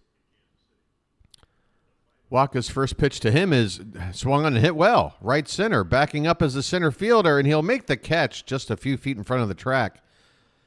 Urias sort of surprising the defense there, going opposite field with a bit of power. But he doesn't have quite enough to go full oppo. Ball hung up there just enough for the center fielder to track it down. So 2 quick outs here in the bottom of the 5th. And back to the top of the order for Gunnar Henderson. Gunnar tonight 0 for 2 with a strikeout. And he does a check swing here. Appeal to third. No swing, says the third base umpire. I'd tell you the umpire names, but I don't really care about umpire names until they do something wrong. Then I want to know their name. The 1-0 pitch is fouled back, 1-1. Hey, Stevie. Hey, my name's Steve, too. We are the chosen ones. I feel like if the other stream was on a little earlier, maybe more people would find it. Melanie, it's true, but here's the factors I have. Oh, here's a called strike. We'll talk about that during between innings. We got 2 outs here and 2 strikes on Gunnar. The next pitch is tapped foul off to the right. Still 1-2. Yeah, Joe West, Angel Hernandez. If they're in the game, I'll let you know. Otherwise, I'm not caring too much. Base is empty, 2 down, bottom of the 5th. 3-3 ball game. The 1-2 pitch to Gunnar is a check swing, but it's a called strike 3, and Gunnar does not like. Gunner's frustrated because that's his second strikeout today, and both times Wacha dotting the outside edge. Just really good placement there for Wacha, it has to be said. Right, so what was Melanie talking about? Oh, yeah, I do another stream, folks. It's not a sports stream. It's more of a comedy stream. I began it back about a year and a half ago. If any of you are familiar with Mystery Science Theater 3000 or just the concept of watching movies and other content that is so horrifically bad that it's actually entertaining, well, I came up with the idea of live streaming watching home shopping channels and sort of riffing on that and, you know, just playing some stupid games and jumping around and watching some content. But here's the thing. That stream is on late. It starts at 10 p.m. Eastern. First of all, I have to consider the West Coast, right? If I went on any earlier, then it would be before 7 p.m. West Coast, and I feel like it's an evening show. It's like a late night show. You know, it's the kind of show you watch before you go to bed. So if you're on the East Coast and you like to have your programming a little earlier, I can understand. It can be a little frustrating, but I think the start time for that stream is where it ought to be. I do. Because let's face it, us East Coasters, we're used to being up late. Those West Coasters, they're used to going to bed early, waking up at 4 in the morning and taking a 5-mile jog before they have their avocado toast. No offense, West Coasters, but, you know, we're East Coasters. We've got heart disease. You know, we got to battle the elements. You know, it's a different way of life out here. I say that as I'm currently sitting somewhere in Thailand. Who got the ball right now? I'm new to baseball. Well, Austin, if you're new to baseball, listen to me call a game, and by the time we get to June, you're going to know everything about baseball. Austin, I'm jealous of you. I remember when I was new to baseball. I remember when everything was new and learning everything about the intricacies of the game. I mean, it's the best knowledge I've ever had. Here's Sally Perez leading it off here in the top of the 6th. First pitch is a strike, and the next one is over the plate but low. 1-1 on Salvador Perez. And whoa, wait a minute, Kremer. Okay, I just got scared momentarily. They cut back to Kremer, and he did a weird bending and holding his arm. I thought maybe there was an issue with the arm. Apparently everything's okay. That's a foul tip, and the count 1-2 now on Perez. You like it so far? Hey, Austin, are you from Maryland, from the Baltimore area? You don't have to reveal your location if that is something that makes you uncomfortable. No issues. This one's off the plate outside. 2 balls and 2 strikes. A breakdown of the pitches tonight from Kremer. Mostly 4-seamers and cutters. 65% of his pitches. Swing and a miss. There's a beautifully placed fastball.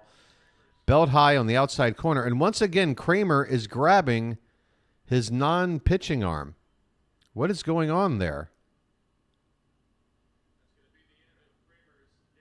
And they're going to take Kremer out of the game right now. Something is wrong with Dean Kremer. Are you kidding me? Are you kidding me? Are you kidding me? You're from KC. Oh, hey, Austin. Well, happy to have you wherever you are. Yes, I want to make a community that is a place for Orioles fans to come and know that it's going to be Orioles coverage. But if you're a baseball fan in general, you're probably going to want to add me to your list of channels. So, right, we've got major news here, and I'm going straight to Twitter for this because Dean Kremer, we cannot afford. The good news is it's his non-pitching hand. He was grabbing the forearm of his non-throwing hand, his glove hand. So I don't know how he sprained it, or was there a comebacker that maybe hit off of there earlier and he just didn't react to it? I don't know. But we need an update on Dean Kremer as soon as is humanly possible. By the way, John Means made his first rehab start yesterday. Sean, you made that report, right? He got rocked.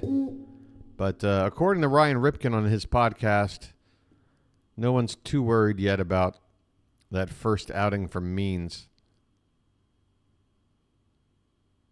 Credit where credit's due. Kremer, thanks for strikeout number 5 before exiting. Dean Kremer ain't it? How is Dean Kremer not it? He pitched a great ball game today. He honestly ought to be ahead in this game. But again, I hope he's okay. And if he is, then I also want to just say, hey, he got out of the game where he's not going to take the loss. 131, 132, 133. My goodness. Every time there's a break in the action. I'm not used to doing this, folks. Trust me, I'm not going to do this with any sort of regularity. But being a brand new channel and then also coming to the realization in real time as you guys are listening in that this channel might actually get somewhere, it's kind of exciting. It's kind of exciting. Okay, Keegan Aiken is on the mound for the Baltimore Orioles now. He'll take over, and his first pitch is off the plate, and the next one is as well. 2-0 now from the left-hander Keegan Aiken. Aiken had a really nice spring. He was sort of up and down with the team last season, but hoping to do more with the big club this year. This one's popped up in foul ground. Rutschman has a look, and he goes into a slide near the dugout and makes the catch. A sliding backhanded catch by Adley Rutschman. And I tell you what, I'm not even sure he needed to do it that way. You know what that reminded me of? If you've ever seen the movie, okay, maybe he did have to do it. Maybe he was just worried about running into the railing, and sliding would have been smarter in terms of in terms of avoiding an injury. But yeah, it was such a flashy move. Kind of reminded me of Gina Davis in A League of Their Own, where she does the splits to catch a foul pop-up just for a photo op. Here is a pop-up to first baseman Ryan Mountcastle, a one-pitch out, and that's it for the Royals here in the top of the 6th. 1, 2, 3 they go. Dean Kremer's day is over, and he will get the no decision. Let's just hope whatever is wrong with his non-throwing arm is no big deal and he won't miss a start. We're going to the bottom of the 6th, tied at 3. Hey, thanks, Matt. Yeah, and Lizzie, too. Lizzie, is this all your work? Hey, speaking of promotions, look, guys, I'm going to throw it out there right now. Here's some stuff we need to talk about. Because this channel clearly has an audience and people are going to start showing up on a regular basis, I'm going to need to designate a couple of people to be mods. If you're interested in becoming a mod, let me know. Now, I'm looking for kind of the right person. I know some of you out there are mods on other channels. I might not want to say yes to you because I just feel like, over modding can lead to, consult your doctor if you're modding too much. But yeah, I'm probably going to want a mod or two to help control the chat. And when I say control, I'm simply saying if people are coming in here with hate speech or, something, that's clearly... I'm all about free speech. Don't get me wrong. And I don't mind people hanging out and talking about non-baseball related topics. I love going off topic myself. But you know how it can get with these social media, these live streams. Sometimes you get an element into the chat that you don't want to deal with. And if chat's going to be whipping like it is now, where it's impossible for me to really monitor everything, then yeah, I'm going to need a mod or two to come in and fill the void. John Schreiber is on now to pitch for the Royals. He was with the Red Sox last season, made 46 appearances, a 2-1 record, an ERA of 3.86. Right-handed pitcher John Schreiber is on. Adley Rutschman at the plate. And we are about to get started here in the bottom of the 6th. 3-3 ball game as the Orioles look to try to win the opener of this 3-game series against Kansas City. Rutschman batting from the left side takes up and away for ball 1. And I can feel the light behind me now. Let me take a look at... Okay, so far, yeah. I think next inning I'm going to have to close the curtain. That light behind me is getting a little crazy. The 1-0 pitch is swung on and hit in the air. It's going to be a can of corn in center field. Isbell sort of making a circular path to the ball and winds up probably where he started by the time that ball comes down. So Rutschman flies out to center to begin the bottom of the 6th. Here comes Santander. I'm calling it now. We're getting a go-ahead homer from Tony Taters. Santander's on fire. He's got 8 RBI in the first 3 games and a half. And he's in a position right now to hit that flag court and give us the lead. The first pitch to him is drilled foul down the right field line. Look out down there as the ball girl will have to run a long way toward the scoreboard to retrieve that one. Nearly took out the first base coach. 1 for 2 with an RBI single and a strikeout is Anthony Santander so far tonight. Oh, I'm sorry. Let me get rid of this here. Okay, that's better.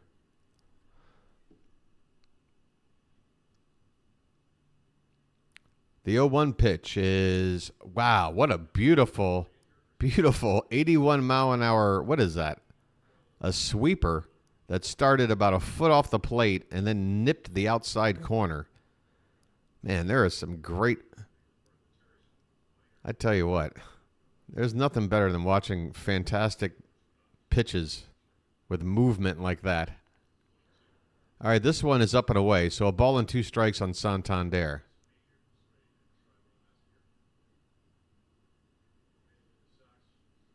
And the 1-2 is hit on the ground to second, fielded cleanly, and Santander will be retired. 2 away here in the bottom of the 6th. Frazier retiring Santander.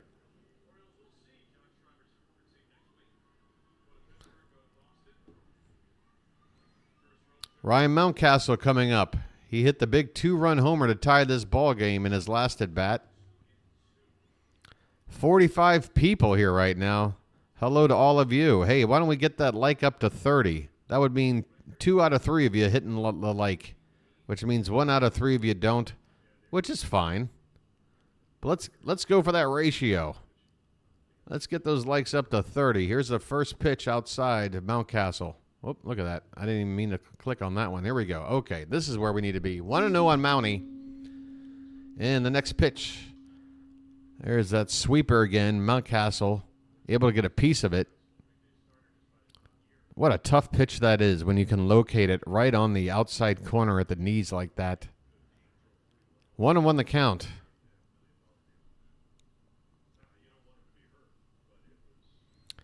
The pitch is inside, 2-1.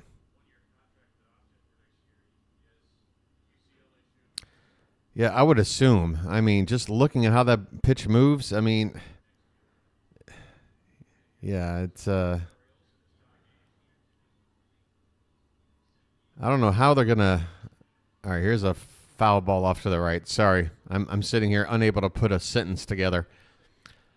When it comes to the sweeper, it does feel like the new it pitch, right? Like young kids growing up, pitchers developing their arsenals.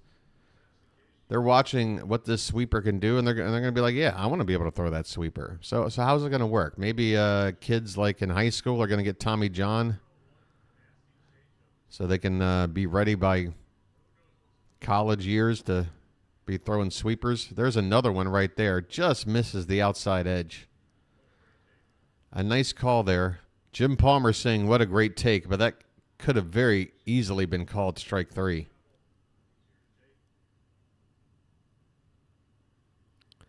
Okay, payoff pitch to Mountie is swung on and missed. That time it was a sweeper that started in and broke over the inside corner. So Schreiber just killing us with the sweepers. And the Orioles are retired here in the 6th as Schreiber is able to get through the tough part of the lineup, retiring Rutschman, Santander, and Mountcastle. We head to the late innings, folks. Late inning time, and I think it's time to, you know what? It's time for my only sponsor. Ladies and gentlemen, tonight's ball game is being brought to you by Lucky Strike. Reach for a Lucky. They're toasted. 4 out of 5 doctors prefer Lucky Strike.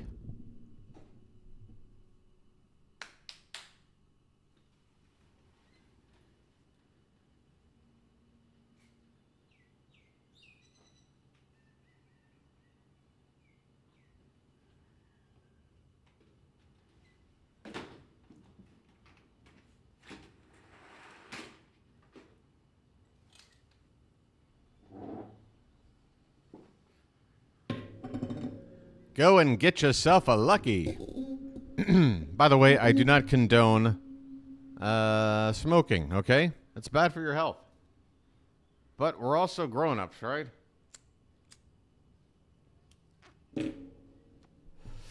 I'm a grown-up. You're a grown-up. All right, I'm a kid at heart. Hopefully coaches will use better judgment in the use of the sweeper. I know my coaches wouldn't let kids throw a curve till they were 16, but I never did. Yeah, I think in general, Sean, that's a good way to go. But don't you feel like if you got a kid who's 13, 14 years old, and he's got all the signs in the world of being, a pitching prodigy. He's got the velocity already. He's got command. And it's like, you know what? If this kid knew how to throw like a sweeper, this kid's going to wind up being a professional ball player someday. And the quicker we get him. So I can understand, you got a team and you realize 99% of the time, none of these guys are going to go on to be major league pitchers. So, yeah, don't get them throwing pitches that's going to hurt their arms. By the way, 2-1 the count on Lofton, who's pinch hitting here with Keegan Aiken still out on the mound. Lofton, a right-handed batter, and this one's lifted foul. 2 balls and 2 strikes to the leadoff man here in the top of the 7th. My grandmother smoked Luckies. By the way, these aren't Luckies, because his bones and muscles are still developing. There's a called strike 3. Aiken nips the top of the zone on the inside corner. and the pinch hitter is retired on strikes. You know what happened to me, Sean? Here's my fun. Everybody who's an old, middle-aged fart like me loves to talk about their glory days of youth sports. I got screwed over by my knees. I was a catcher, and between the ages of 13 and 15, I did a lot of growing. Here's a line drive, base hit down the left field line. That should be for extra bases. Velasquez makes the turn. Hayes digs it out of the corner, and it's a one-out double for Velasquez. That's the go-ahead run now in scoring position here in the top of the 7th. Yeah, I developed something that I'm sure somebody here has heard of, Osgood-Schlader's disease. Basically, it's where you have a growth spurt and your body is growing faster than your bones can keep up with, so your bones start to separate. So, yeah, basically the cartilage in my knees got blown out while I was going through a growth spurt, and I was unable to catch. They tried to put me at first base, but I had to go around on, what do you call it? I had to walk around with these braces. They weren't crutches. They were like Forrest Gump braces. Hey, thanks for the 30 likes, chat. Here's a line drive. Fair ball caught by Mountcastle. Folks, Ryan Mountcastle is developing more and more into what I have to say is one of the better defensive first basemen in the league. He dived to stop the ball, got to his feet, and ran to the bag to beat the runner. He dived to the bag to tag the base. I wish I could have made that a better play call for you, but the broadcast did one of those weird digital pauses.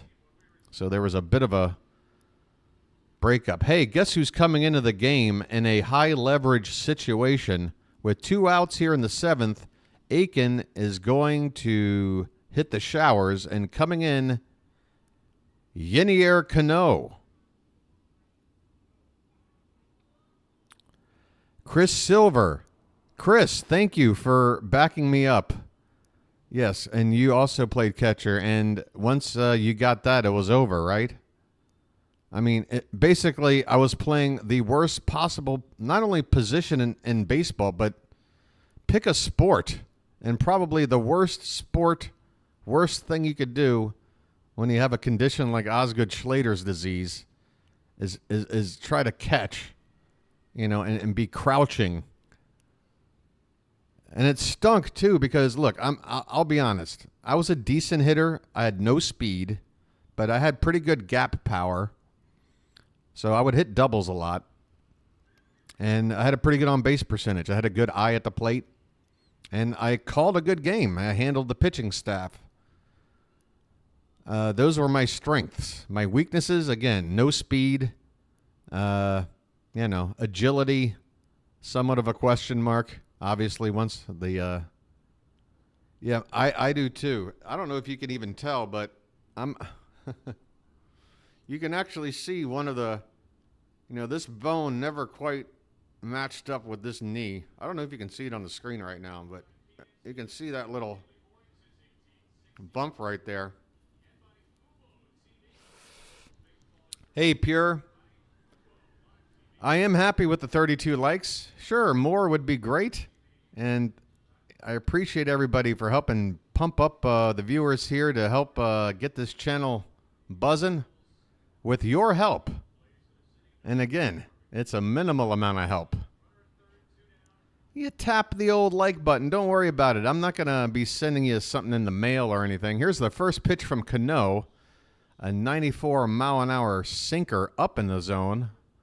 Just a bit inside, though, and the count 1-0 on Michael Garcia, who's up for his 4th plate appearance. He's 1 for 3 tonight. Runner at third, 2 down. The pitch. Swing and a miss. 1-1. Cano is in here to shut the door and strand that potential go-ahead run at third. You're here to pump me up, and I will be pumped up if we can get out of this inning The next pitch is a tapper, a Baltimore chop, handled by Henderson, and he throws the first in time. Garcia is retired. The Orioles get out of the inning. Runner stranded at third. It's seventh inning stretch time here at Camden Yards. We've got ourselves a tie ball game, 3 apiece. All right, folks. This is Harry Carey. Let me hear ya. A 1, a 2, a 3. Take me out to the ball game. Take me out with the crowd. All right, this is where the crowd sings. All right, sing, crowd. Sing while I close the curtain on this thing.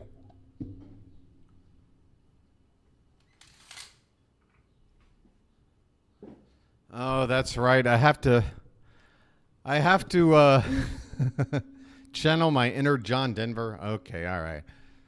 Early in the middle, early in the back, I don't know I honestly don't know the lyrics.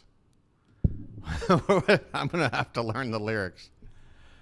Like I would join in and go woo when it was time to go woo, but I just well, life on the farm, kind of laid back. Ain't much an old country boy like me can't hack. Early to rise, early in the sack. Thank God I'm a country boy. Well, the simple kind of fella never did me no harm. I'm raising me a family and working on the farm. My days are all filled with an easy country charm. Thank God I'm a country boy. There. Is that good? How'd I do? Well, I got me a fine wife. I got me an old fiddle. When the sun's coming up, I got cakes on the griddle. Ain't life nothing but a funny, funny riddle. Singing might hurt your like count. I mean, if people are that persnickety, what am I going to do? I mean, if... Look, folks, I love the likes. I love the subs. Let's keep them coming. But if a little bit of John Denver is going to make you lose your mind, you might be in the wrong place. I like to get a little silly sometimes, all right? We got 162 games to cover. If you want me to be as boring as John Sterling, you might be in the wrong place. Chris Stratton is out here to pitch now for the Royals to begin the bottom of the 7th, with Ryan O'Hearn set to lead things off for the Orioles at the plate. First pitch to him is low and in for ball 1. Stick to the baseball. Okay, guys, everybody, let's calm down.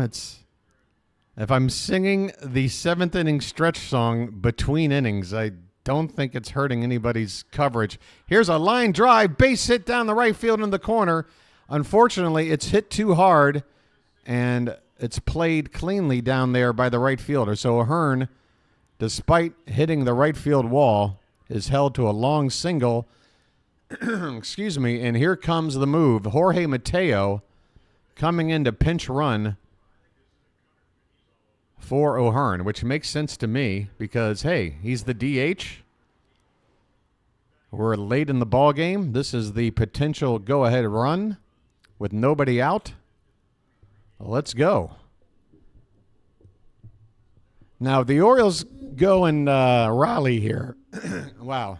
Okay, now I'm realizing what speaking for 3 straight hours can do to a voice box.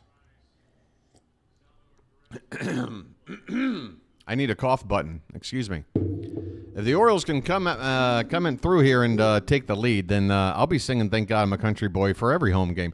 Mateo fakes running, and this ball's low and outside.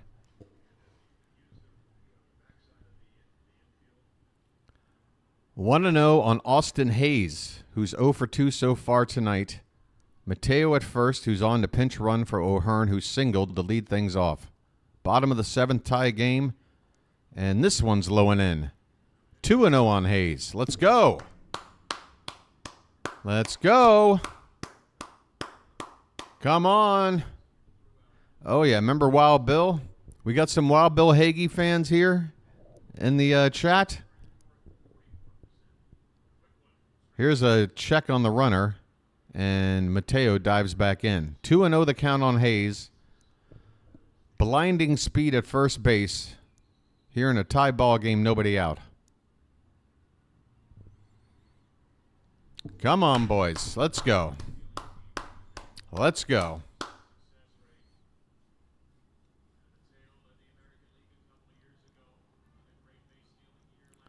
2-0 the count.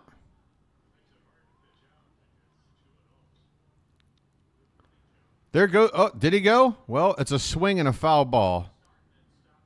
Mateo did a start and stop.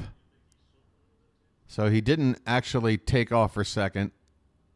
But it didn't matter either way. It's a foul ball. 2-1 now. And this is a good hit and run count. Whether he wants to straight steal or if Hayes wants to go ahead and try to lay bat on the ball, I'm looking for action on this 2-1 pitch.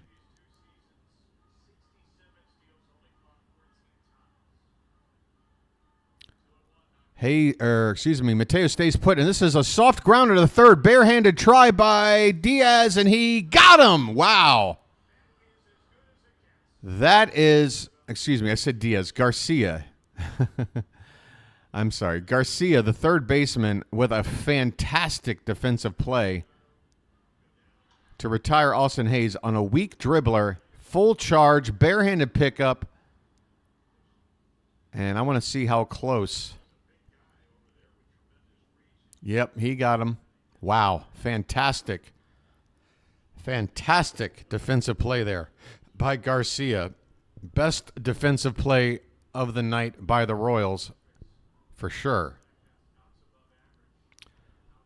But, folks, do not worry. Do not feel anxiety just yet. Mateo is now in scoring position, which means any hit to the outfield, you know he's going to score with that speed. And we got Cedric Mullins, who, by the way, if you haven't noticed, has been pretty clutch in the late innings. Up here in an RBI spot.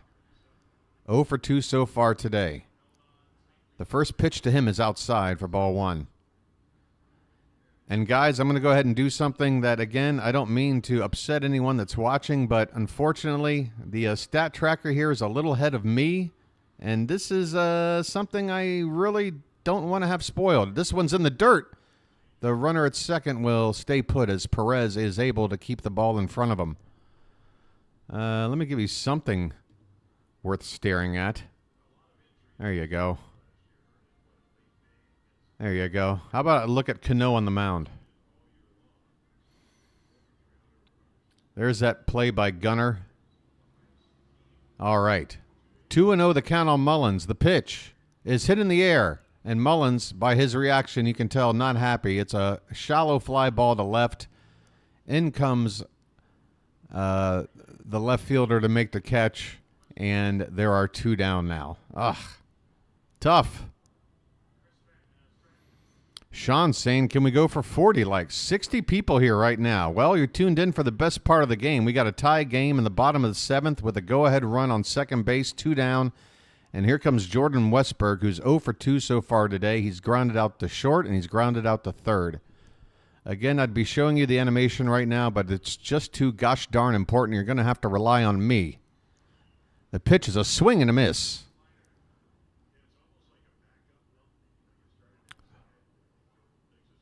Oh and 1 the count on Westberg. Looking for that big 2-out hit. Mateo at second. The pitch. This one's lifted into right center. Is it going to fall? No. The right fielder, Renfroe, will come on to make the catch. And the inning is over. Unfortunately, the Orioles get the leadoff man on. They pinch run and put some speed on the bases, but they cannot rally to get that go-ahead run. We're going to head to the 8th inning, still tied at 3. Oh, doctor. Why? But now this interface is behind? Okay, great. Now it's perfectly lined up. So, whatever. And can we hit 140 subs? I don't know. What's the current thing looking like? Again, folks, this is not my normal practice to sit here and just watch a sub count go up. But it is exciting. Again, new channel. Very excited to grow an Orioles community. Very excited to provide an alternative place Maybe you're like me and you live not in the Baltimore area. Maybe you don't have the radio broadcast available to you. Maybe you're out doing some things and you don't have it on the TV. But if you got a phone, if you got a laptop, you got me. And hey, I come to you ad-free, save for one lucky strike ad. That's why I can't stand game day, always behind or ahead. Hey, Matt, you can call me the BirdWatcher. I'd love it if you guys would refer to me as BW in chat for short. But Steve is the name. I have the very unique name of Steve. But you can call me BW. Some people know me as Permanently Temporary, which is my other channel. In fact, well, nah, I'm going to keep those two things separate. If you want to find me on my other channel, if you've got some good detective ability, you should be able to do it. But to put a link in chat for it, probably not a good idea. Because it's not sports related. It's a goofy comedy show. Okay, Cano is out to start the 8th inning after getting the final out of the 7th. And the first pitch here to Bobby Witt Jr. is located perfectly at the bottom of the zone on the outside corner. 0-1 on Witt Jr. leading off the top of the 8th. And the next pitch, this one is a sweeper, slider, breaking outside. Sorry, we're back here now. That was a slider. 1-1 the count. And the next pitch is hit on the ground on the right side and through for a base hit. An opposite field single for Bobby Witt Jr. to lead off the 8th inning. Well, you hate to get a leadoff man on in a tie ball game, but with Bobby Witt Jr., that was 111 miles off the bat, by the way. This kid just rakes.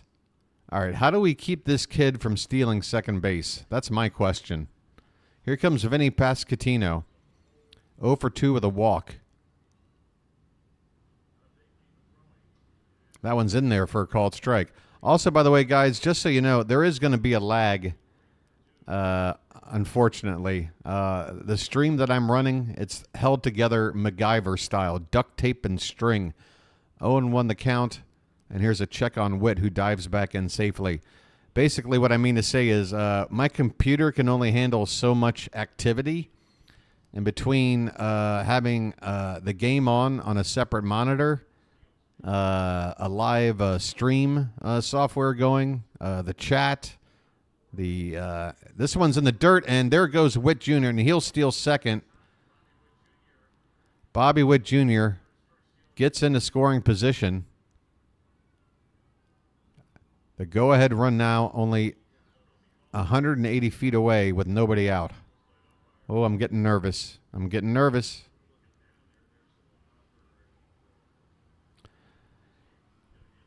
On the replay, Witt Jr. definitely beat the throw to the bag, but the ball wasn't held onto anyway, so he's safe either way. 1-1 the count now on Pasquantino. Witt at second. Cano checks on him. He checks on him again. The pitch. This one's lined hard down the right field corner, but thankfully foul and off that protective screen along the right field, the stands down the right field line.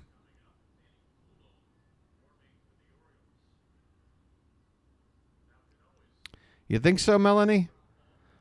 You know what? I think what I'm going to do, Melanie, is probably I'm going to give it a week or two. I want to grow on people here, and hopefully they'll like me enough to where if they go over there and see the garbage I put on over there, they won't go, I don't like this guy anymore. That's what I'm worried about. I'm worried they'd go check out that channel and be like, this guy's an idiot. Let me be an idiot here first. 1-2 the count on Pasquantino. Big moment here in the ball game. Top of the 8th. The Royals have the potential go-ahead run at second base. This one swung on and fouled away. Still 1-2.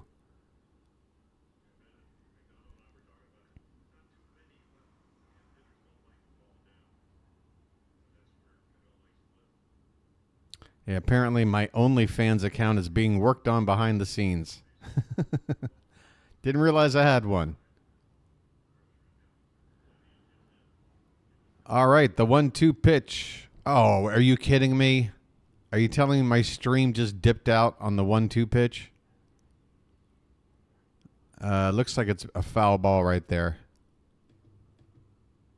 Stand by, folks. This happens so far once a stream, right around this time of the ball game. Sometime in the late innings, I have to go back in and get this game back up on the screen. There we go. This one is hit. Oh, no. What happened? What in the world happened? I go away for a second. Pasquantino hits it in front of Mountcastle, and he has no play. Witt is at third. Does he stay there? He does. So it's first and third with nobody out. Oh, no. Oh, no. Oh, no. We're in trouble, folks. We are in trouble. Folks, time to hunker down. We've got one of the fastest players in the league standing on third base with nobody out. How are we going to keep him from scoring the go-ahead run? I mean, we'd love a double play ball, but that's still going to give Kansas City the lead. By the way, Hampson coming in to run for Pasquantino at first base, so let's just add more speed on the bases for the Royals right now. Salvador Perez, the team captain, the stocky catcher, stepping in here in a gigantic spot. First and third, nobody out in the tie ball game here in the eighth. Cano, come on, buddy. We need the best you got. First pitch is off the plate outside, 1-0. Bases are not loaded, my friend. First and third, but nobody out. And Witt is at third, which means just about anything is going to get him the score. The 1-0. And that's way off the plate. Rutschman has to dive to his right to keep that from going all the way to the backstop. And in the meantime, Hampson steals second base. So now we have second and third. Nobody out. Oh, goodness. First and third okay? Yeah, but now it's second and third. So now we don't even have a double play ball. And a 2-0 count on Perez. This is trouble. This is on the ground. But with the infield in, Gunnar checks Witt back to third, throws to first, and Sally Perez is retired. Hey, we've got one out. The infield was in. Gunnar makes the play, holds one of the fastest runners in baseball at third base. And now what are we going to do? We got a base open, one out. Melendez, yep, they're going to put him on base. Melendez will be given the free pass. This will put the double play in order. This will create a force out at any base. And Hunter Renfroe at the plate, who's struggled. He's 0 for 10 so far in the season. 0 for 3 tonight. You'd hate to say it. This one's tapped foul off to the left. That's the first strike. Okay, come on. This is a guy we can strike out. You know he's pressing. You know he's pressing. He hasn't got a hit yet this season. He's up there with the bases loaded. You know the pressure is on. He wants to get that big hit. You got to use that against him. Maybe go off speed. There's one just off the outside corner, 1-1. Cano wanted the call. It was about an inch off the plate, but 1-1 the count. Tension is at an all-time high so far tonight. This is the moment. Bases loaded. 1-1 pitch. It's hit, popped up. Shallow. The second baseman, Westberg, on the outfield grass makes the catch, and he'll jog in while he stares Witt down. Witt stays at third. The bases remain loaded. 2 out. And the Orioles, 1 out away from getting out of the biggest jam he can have. Holy Toledo. In steps Nick Lofton. And by the way, again, another moment where, sorry, folks, stare at this for a minute. Besides, Cano is doing well to help us maybe get out of this. So what better person to stare at? The crowd is cheering. The first pitch to Lofton. Are you kidding me? Are you kidding me with the stream? Oh, my God. In the middle of the windup on the first pitch, it just did it to me again. You got to be kidding. Come on, baseball gods. I know it's April Fool's Day. Okay, 0-1 the count. 0-1 the count. There's a shot of a couple of Oriole fans in the crowd. And the next one is swung on and missed. A beauty. A changeup that dipped below the zone. It looks like the batter's asking if that would have been a strike. 0-2 the count. 1 strike away. Let's get out of this inning. Come on, Cano. Show me that patented statuesque follow through. Swing and a miss. Yes. 90 miles an hour. Bottom of the zone, and it dipped down, and the batter didn't have a chance. Bases loaded, nobody out. So what? The Orioles. Oh, wait a minute. No, bases loaded. Whatever. We got out of it. Holy Toledo. Fantastic. That's what I'm talking about. And thank you. 141. Hey, if you're an REM fan, I need 10 more subs because I'm an Oddfellow Local 151. Chapter 151. Let's go. Boy. Oh, God. You got to love baseball sometimes, huh? The emotional pendulum. I mean, I thought we were cooked in that inning. And, you know, the result is still way up in the air. It's a tie ball game. Who knows what's going to happen? But to see Cano work out of that jam, woo! My blood is pumping. Pumping. Hey, you know, there's a little emoji thing here in the corner. I don't have access to it. I don't know what emojis I can use. But there's little celebration emojis. They should be going off in chat right now. I mean, what better time to throw out a few party horns? I don't know what I can type in here that's appropriate. First of all, my vision is awful. How about this? Let's thank the baseball gods for getting out of that inning. Let's thank the baseball gods. Yeah, this is going to be a fun season. You know why it's going to be fun? Because you're going to get every real emotion. Look, I understand I'm not a professional broadcaster. I do have sports writing experience, and I do have broadcast experience. I've just never had the two in one. But I do understand a professional broadcaster. You're supposed to deliver a non-biased, sort of level, even-keeled presentation. You know, get excited in moments where it deserves it. But look, I'm an emotional guy. And, yeah, you're gonna feel all the highs. You're going to feel all the lows. James MacArthur is out to pitch here. Ramon Urias to lead it off here in the bottom of the eighth. Let's go. First pitch is so far off the plate, it goes all the way to the backstop. All right. We might have a wild thing out here on the mound. Garrett Hampson stays in the game to play second base. There is the celebration emojis. Come on. This game is ours. Come on. We can do it. This is inside 2-0. 2-0 on Urias. How about we get a why? What's going on with this? Why is this I'm going to go ahead and refresh this. Now, of course, from going too far ahead, now it's stuck. The 2-0 pitch, lined into right field. The right fielder going back on the track. He makes the catch. Urias, once again, trying to hit a ball with power to the opposite field. That's really not where you should be going, Ramon. That's the second time he's flied out to deep right field. Just not enough power to go opposite field. One down here in the bottom of the eighth. Back to the top of the order for Gunnar Henderson. All right, so we know we've got Gunnar and Adley due up. If anyone gets on Santander, Let's try to get this run here. First pitch is a beauty. A curveball at the bottom of the zone for a called strike.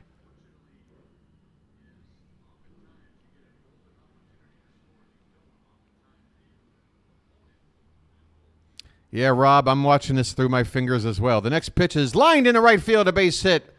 Past Frazier at second base. There you go. Gunnar is on, and here comes Adley. Come on. Orioles magic time, baby. The 1-2-3 punch of Gunnar, Adley, and Santander. Let's get this run. Yeah, Sean, I totally agree with you. I mean, it's very clear that he hit two balls well, but he's trying to go opposite field in the air, and all you're going to do is hit a deep fly ball for an out. I mean, you might find a gap. You might lay it down near the foul line if you get the angle right, but in general, yeah, you don't want to be swinging for contact, spraying the ball around, go up the middle. All right, 1-0 on Adley. The pitch is called strike on the outside corner. Oof, it's been a wide strike zone tonight, but I have to be fair. The umpire has been pretty much giving those off-the-plate pitches to both sides. 1-1 the count. Gunnar at first. The pitch. Here's a breaking ball, fouled back. 83 miles an hour. Adley wasn't sitting on that pitch, but he tried to react to it, was only able to foul it back. 1-2 the count.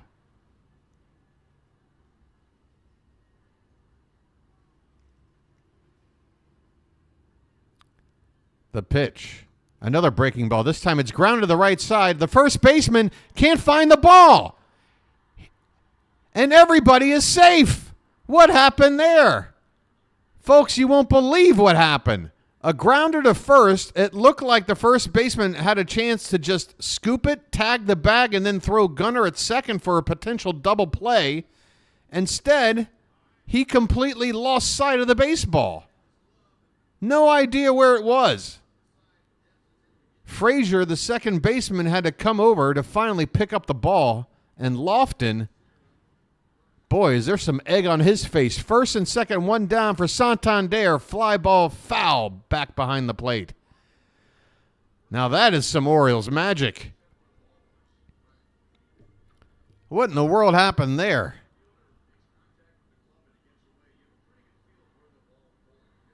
One out. First and second. The pitch. Fly ball. Center field. Relatively deep. On the track and making the catch is Isbell. Gunnar Henderson will tag and go to third. Rutschman stays at first. 2 away now. And the go-ahead run 90 feet away. Who's coming up? Who is the hero we need right now? I don't know. How about a little guy by the name of Ryan Mountcastle? Let's go. Come on, Ryan.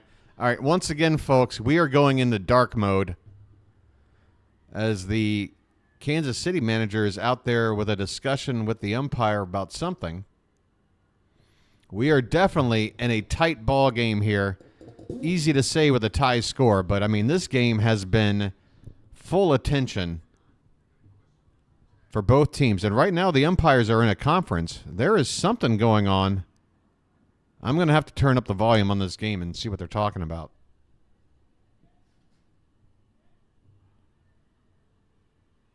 Don't do something stupid. Are they saying Gunnar didn't touch second base or Gunnar didn't tag up or what happened? What are they saying?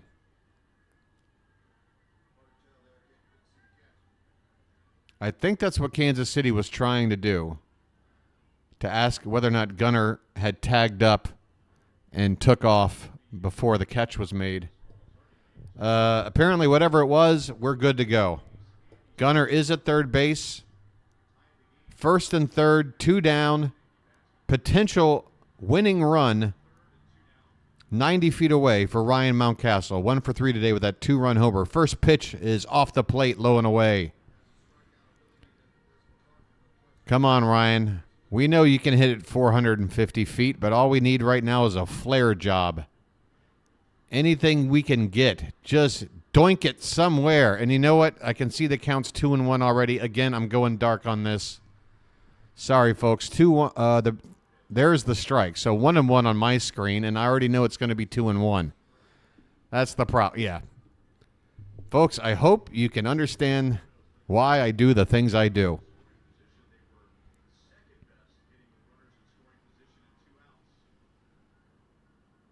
The 1-1 pitch is low and away. Okay, so now 2-1, which is where I knew where we were. Now, everything's a surprise. I'm taking off my glasses. I got tears welling up in the corner of my eye. The blood pressure is boiling. The shot of charge throughout the ballpark here. The 2-1 pitch to Mountcastle is swung on and missed. He chased one. Another one of those sweeper sliders breaking low and away from the right-hander. No chance. Nasty pitch. 2 strikes on the batter.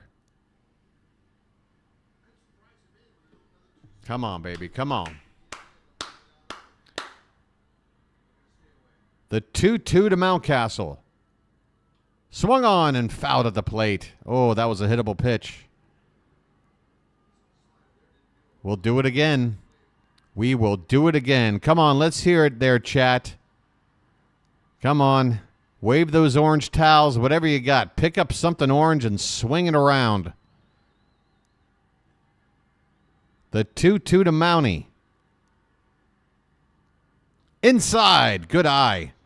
A breaking ball that started to tail back toward the zone, but Mountcastle able to lay off, and now we've got a full count.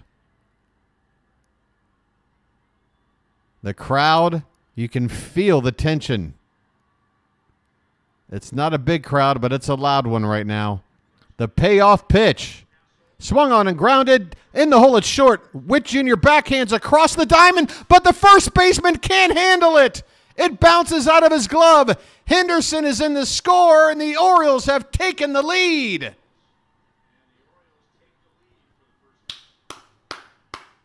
Orioles 4, Royals 3 here in the bottom of the 8th.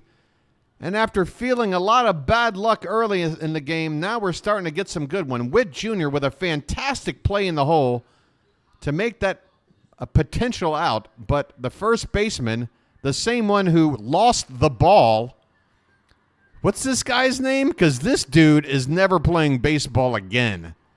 He has made 2 gigantic blunders. Neither of them are going to count as errors, apparently. But I'm telling you right now, that guy at first base does not know what he's doing. Pascatino was there. It's Lofton. Lofton came in to pinch hit. He replaced Frazier at second. But then when Hampson came in to pinch run, once the defense was thrown out there for this inning, they moved Hampson to second, and then they moved this guy Lofton to first. And Lofton, thank you, Lofton. Thank you. And guess who's coming up to get an at-bat? It's Colton Cowser. First and second, 2 down, as Cowser will now pinch hit for Mateo, who came in to pinch run for Ryan O'Hearn. Boy, does any other team get more out of their DH spot than the Orioles? Swing and a miss by Cowser. 0-1. I mean, we take one spot in the lineup. We got a left-handed power hitter. Then we got a guy with blinding speed to run for him. And then we replace him with another left-handed guy who can hit it out. Here's a check swing over the plate, but a little bit low. 1-1 the count on Colton Cowser. Can we please find a way to get Cowser in the starting lineup like tomorrow? Come on. Why is he up with the team if he's only going to get one at-bat every other game? We need this guy to get some at-bats. Here's a swing and a miss. There's a tough, I don't know what to call these pitches. They all look like curves to me. Just big breaking balls. Just darting all over the zone. Yeah, there is a delay. There's a natural delay on the stream. There's really not much to be done about it. Because if you're watching this game, like if you got the game on your TV and like the volume turned down, I'm going to be behind. This one's low and in, and the count even up at 2-2. I'm assuming Craig Kimbrell is getting loose in the bullpen for his potential debut appearance for the Orioles in the ninth. The 2-2 to Cowser is swung on a miss. He chased one badly, low and in. And Cowser strikes out to end the inning. But the Orioles rally, and it wasn't pretty, but they find a way to squeeze a run across and take the lead here late. We go to the ninth, 3 outs away from taking the opener here in this 3-game series. And let's see if Craig Kimbrell is about to make his Orioles debut. It's still showing Cano right here. There's no way Cano is going to come out for any more. He's thrown 21 pitches. He's done. I mean, you spent $10 million on a 1-year contract. The guy's got 400-some saves in his career. If Kimbrell isn't out there to start the bottom of the ninth, I'll pull a magic mic and do a striptease for everybody. That should help the sub count, right? No. I'm telling you right now, Kimbrell will be out there. Hey, what's going on? Long time no see. How you doing? Sandra, right? I see the J and I always want to say Sonia, but it's Sandra in the house. Henderson for MVP. Hey. He's going to be in the conversation. Hit that like button. Hey, you know what, Sandra? I know you're not here often, but you are the perfect candidate to be a mod. There you go. Ladies and gentlemen, Sandra, Flyer Viking, our first mod for the channel. And all she had to do was just show up for 1 minute. Now the pressure's on. Hey, by the way, folks, 35 likes. How about getting it up to 40? Can we make it a nice round 40? 75 people here. 78 people here. Come on, folks. Giants fan here to hit the like button. So people are coming in to hit the likes. 81 people. Come on, folks. The Orioles are about to go to the bottom of the ninth.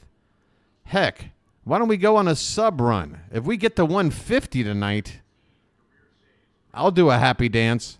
Craig Kimbrell indeed is on the mound for the bottom of the ninth. Last season made 40. What is that graphic?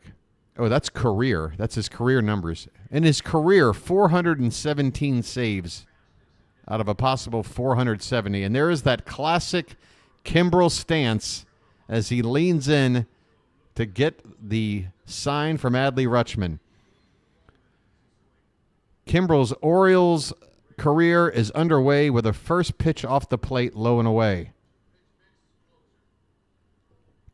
I will do the helicopter if we get to 150. Folks, whatever you want. You name it, I'll do it for 150. Here's the pitch, low and away again, 2-0. Come on, Craig. Throw strikes, buddy. Don't be afraid of the zone. You're a veteran. Nelson Velasquez is the hitter. He doubled back in the 7th. The pitch, this one is swung on and fouled away. 2-1 on Velasquez.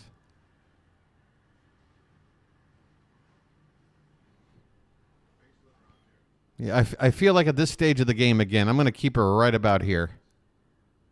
No pitch-by-pitch animation. Apologies. The 2-1 is upstairs. 3 balls and a strike. Come on, Craig. If you issue a leadoff walk, I swear to God, what in the world? You're the closer. Throw strikes. The 3-1 pitch in there, taken all the way. All right. Let's hunker down here. Full count. And here's a call for time. Not sure if Velasquez asked for it or who, but Velasquez is standing in the box. He looks ready to hit. Kimbrell gets the sign. The payoff pitch. Called strike 3! Outside corner. Velasquez is caught looking, and Kimbrell comes back from a 3-0 count to strike out the first batter. Let's go. One down in the ninth. It took 6 pitches, but Kimbrel retires the first batter on strikes. Kyle Isbell, the batter, and he takes a first pitch strike at the bottom of the zone. There you go. That's what closers do. They throw first pitch strikes. Isbell 0 for 3 tonight. The 0-1.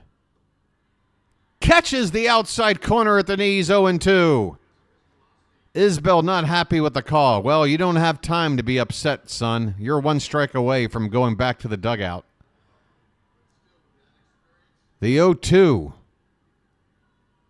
Upstairs, and Isbell is able to lay off. Rutschman is setting up a target, and Kimbrel is hitting it right now. Rutschman moving the glove all over the place. Low, up, away. The 1-2 pitch to Isbell.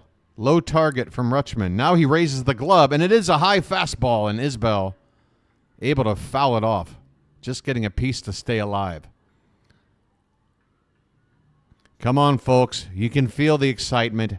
You can feel the tension. Kimbrel gets the sign from the stretch. The 1-2. In the dirt. 2-2. Oh, yeah, I forgot. Everybody who's ever had Craig Kimbrel on their team, when I talked to them in the offseason, they all said, well, good luck having a heart attack every time he closes a game, because it's never easy. Well, that might be true, but the career stats would say he still finds a way to get the job done. Here's the 2-2 pitch. Swung on, popped up weakly into shallow left field, and it's going to drop in there in front of Hayes and behind Gunnar. Oh, no. That ball found the Bermuda Triangle out there in left field. The third baseman, the shortstop, and the left field are all there. Gunnar was sprinting. It looks like he had the best chance to make it, but now that ball has dropped in. So the tying run is on first with 1 out here in the ninth. And Isbell will be lifted for a pinch runner. Dairon Blanco, number 44, is on for the Royals. Runner at first. I'm sure Blanco has good speed. I don't know if he's going to try a steal here, but we'll see. First pitch outside, ball 1. As we're back to the top of the order from Michael Garcia. 8 more subs to the happy dance. You guys are going to love my happy dance if I come away with a win and 150 subs. The 1-0. And there goes the runner, and Adley's not even going to try to throw. Well, that kid is fast. Stolen base, and now Kansas City have the tying run in scoring position. Appreciate it, Cam. Hey, thanks, Seeley. Good to see you. Hey, Hudson, how you doing? Boy, you guys, I mean, it's so crazy with a channel that's new and people finding it. It's like with my other channel, I got to meet everybody person by person, but I'm hoping I get to meet all of you and at least have a bit of an exchange. The 2-0 pitch is swung on, popped up. Please stay in play. No, it's going to get back into the crowd. 2-1 the count on Michael Garcia.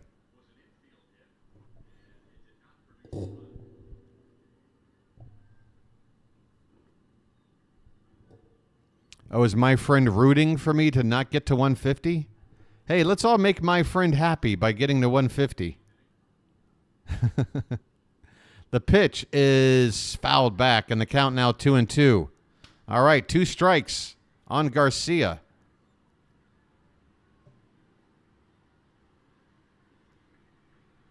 As Oriole fans and baseball fans in general are set to prove my friend wrong. Kimbrel waiting for the sign. Now he's got it.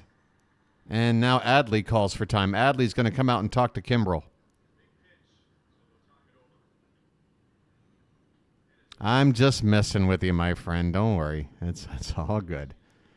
It's impossible for me to have any animosity with you. Your name is my friend. Every time I talk to you, I have to go, how you doing, my friend? What's that you said, my friend? It's impossible. I hope you do, but Royals ain't going to win. I hope the Royals don't win. I think you meant the Orioles. I'm not sure what you meant. Either way. Oh, I got you. Oh, you're talking to... Okay, I'm sorry. This is what I get for trying to follow a completely different conversation. The 2-2 pitch. Swung on, popped up. Will this stay in play? Mountcastle has a look, and it's about 3 or 4 rows deep. And, of course, with that protective screen, no chance at all for Mountcastle to lean in and do anything. 3 away. 3 away. We'll look at it here. We'll look at it here in a moment. Kimbrel again gets the sign. Another 2-2 pitch coming. And there's a try to steal a third, and he's safe. Oh, my goodness. Wow. Blanco steals third base on a 3-2 pitch. Adley is up looking quizzical. We might want to take a look at that play. We might want to... That tag might have snuck in on the leg. That tag might have snuck in on the leg. Are we going to get a replay? Baltimore is challenging.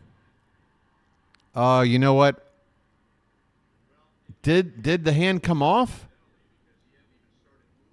I think he's going to be safe. I think the call's going to stand, but it's worth the challenge in this situation. It's worth a challenge in this situation. But I think the Royals are going to have a runner at third base with only 1 out on a full count. We need a strikeout from Kimbrel.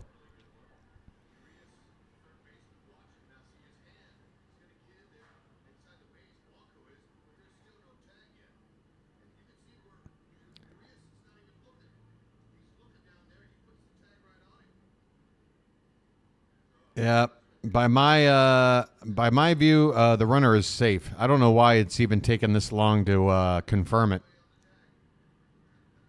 And believe me, I want him to be out. But unless, the only way is if there's an immediate tag the second the ball's caught in the glove. But from the angle, and the only angle that we see, it's impossible to say that that glove is touching the arm of the runner.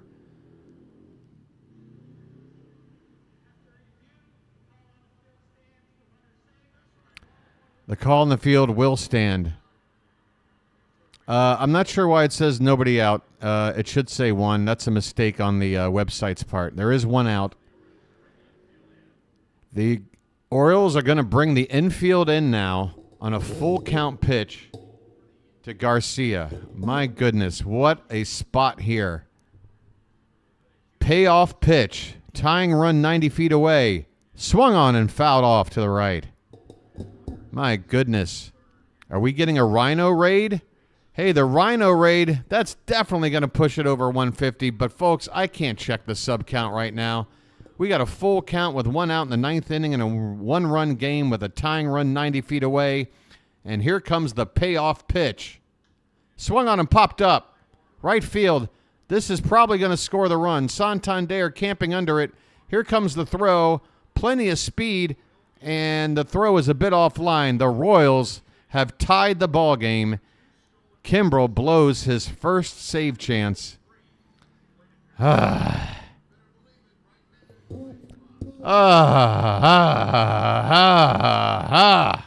Kimbrel! Kimbrel! Oh, man. All the credit to this pinch runner, though. He came in, he stole second. He came in, he stole third. The Royals tied this game because of his base running. And here's a first pitch strike. It's a brand new ball game. Hey, you know what? It just means we're going to have to walk it off in the 9th. That's all that means. We're just going to have to walk it off in the 9th. except Bobby Witt Jr.'s at the plate, and that scares me. He fouls this one away, and it's 0-2. My goodness, am I going to have to make a second cup of coffee? This was supposed to be where I run down to the 7-Eleven and get, a snack. My stomach is growling. The pitch. And there's a check swing. He went. Kimbrel strikes out Witt to end the inning. But the Royals tie the ball game thanks to a pinch runner that pulled an Ellie De La Cruz and basically stole his way to home plate to tie this ball game. We're going to the bottom of the ninth, folks. Tied at 4. Whew. What's this say? 148? Oh, my God. And one person out there, the next person, will be the magic person. Who will be number 150? Thank you, Matt. You know what? I'm just going to add a little hot water to what I got in here. I still got like a third of a cup. If I pull the old life hack of just adding some boiling water to this, then I've got a watered-down version of coffee, but still some hot caffeine, which is really what it's all about. Folks, I'll be right back. When I come back, I sure hope that number changes to a number slightly higher. Whoa! What happened? Whoa! Whoa! 97 people here. Oh, my God. Someone tell me if we get 100 people. People are finding the channel. I wish you were here for the first 3 games because I'm telling you, it was fantastic. And after tonight, what do we got? 158 more of these to go, not to mention October. Hey, I'll be right back.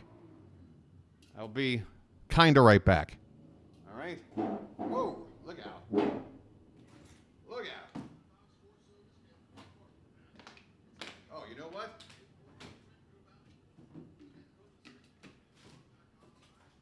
All right, forget it. Change of plans. Change of plans. The inning is too close to getting started, and I forgot I've got half of a Red Bull. Do you guys have this back in the States? Did you know Red Bull originally comes from Thailand? Did you know that?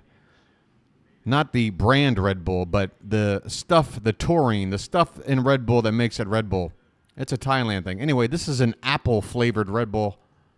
Nick Anderson is out here to pitch. He pitched on Thursday in the Royals opener and pitched 1 inning there.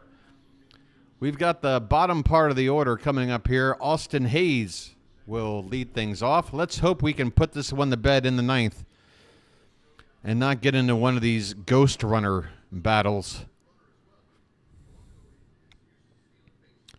All right, Anderson's first pitch is a breaking ball on the outside corner, a beauty, 81 miles an hour, called strike. We've also got changes on defense as well. After the next pitch, let me take a look at the lineup card and let you know who's playing where. The 0-1 is hit on the ground. Should be easy for Witt. And, boy, he's been busy tonight. That's probably about his 8th assist. As Hayes grounds out, Hayes goes 0 for 4 so far. So just to keep people up to date, Garcia's still at third, Witt at short. Pasquantino was replaced, and eventually Lofton, who, by the way, is the reason why the Orioles are still in this game. Sally's still behind the plate. Melendez, Renfroe, left field, right field. And Blanco replaces Isbell in center. And we know Blanco's fast, so he should be able to cover a lot of ground. Here's a first pitch off the plate to Cedric Mullins, who's 0 for 3 tonight. And the next one to him is in the dirt. 2 balls and no strikes to Mullins. Oh, that's right. I got to dance. Okay. Can I do the dance between? Because either we're going to walk it off here or we're going extras. Either way, before all is said and done, you'll get your dance. Oh, Mullins with a line drive, and that's going to get down for a base hit. The right fielder cuts it off. Mullins will hold up at first. And that is another example of me under the impression that Mullins' legs aren't quite up to speed. That wasn't a gap shot, but it was a play I feel like Mullins might have tried to go for 2 for. if he were fully fit. Either way, happy to have him on base here with one down. And once again, I might be getting into territory where I'm like, sorry, folks, I can't look at that. Look at something else instead. Here's a swing and a miss. A big cut there by Jordan Westburg. Westburg is 0 for 3 tonight. He's due. He's hitting just 167 to start the season. There, look at that. There you go. There's that play by Witt. And there's a breaking ball for a called strike. So there, just watch the way we scored our fourth run over and over again as I call this exciting bottom of the ninth with one down and the potential winning run at first base. 0-2 on Westburg. Swung on. Hit in the air right field. This ball's carrying. This ball's going to fly out of here. Bye-bye, birdie. Jordan Westburg goes oppo. A 2-run shot and the Orioles walk it off. Get busy. The fireworks are off. The splash zone is wet. And the celebration at home plate as Jordan Westburg goes opposite field. A 2-run bomb and the Orioles win it. Let's go.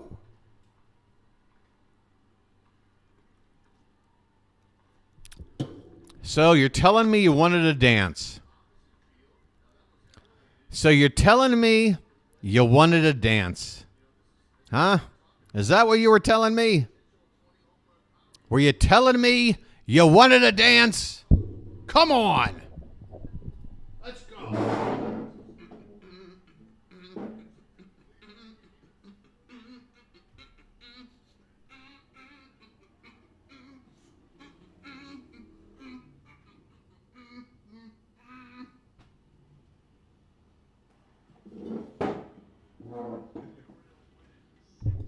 That's all I got.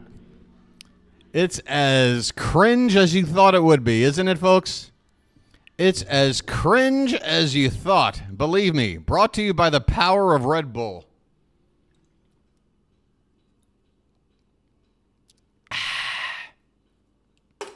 Wow. Let's go over the box score, and then I can get on out of here because I got 45 minutes till I got to do another stream. What am I doing?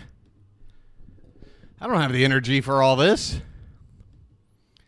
Holy Toledo. Let's see if we can get the replay of that walk-off 2-run bomb from Jordan Westburg. Come on, Orioles. There it is.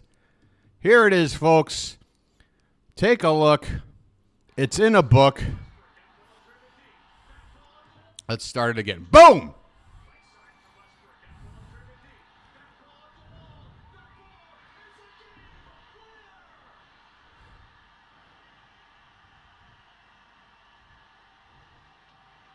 They're going crazy, folks. They're going crazy.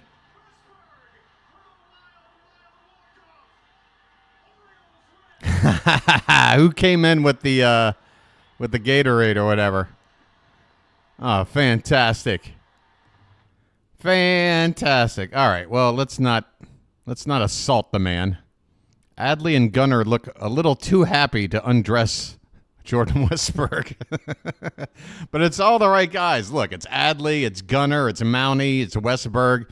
It's the entire nucleus of this great young Orioles team. And watching them celebrate like that together in a walk-off, it doesn't get any better than that, folks. All right, so I'm going to go over a couple of things stats-wise. One of them is going to involve this ball game, and the other one's going to involve my channel, because I really want to spend at least a solid minute thanking everybody for coming in here, finding the channel, giving it a chance, subscribing, joining in on the chat, giving me some positive feedback. I mean, the entire thing is just fantastic, and so much so that I got to take my glasses off. I'm getting choked up over here. All right, so the final score, Orioles 6, Royals 1. For the Orioles, 6 runs on 9 hits and those 2 errors back in the first inning that somehow did not cost us, while the Royals had 4 runs on 7 hits and no errors. Craig Kimbrell blows the save, but hey, he gets the win. 1 inning, 1 hit, 1 run, a couple of strikeouts. Nick Anderson came in, got just 1 out, and gave up 2 runs on that game-winning 2-run homer. As far as the box score for the batters, Gunnar goes 1 for 4, scores a run. Rutschman 2 for 3, scores a run. Santander had a hit, scored a run, drove in a run. Mountie with the big day, 2 for 4, home run, a run, and 3 RBI. O'Hearn had a hit while he was in there. So there you go. The top 6 hitters in the lineup all had at least 1 hit. So did the 8 and 9 hitters. Only Austin Hayes went hitless in this lineup. And by the way, Westberg was hitless until the last pitch of the game, where he said, you know what, let me just go ahead and get myself a 2-run homer. Fantastic. Kremer goes 5 1/3. He doesn't get the win, but fortunately, after a tough start to the game, he comes away with a no decision. 55 strikes on 85 pitches. Yes, the ERA doesn't look good. Yes, he gave up a couple of home run balls. But I'm telling you right now, I think Kramer's going to be okay. He looks good. Keegan Aiken came in. He did well, an inning and a third. Gave up the 1 hit, got a strikeout.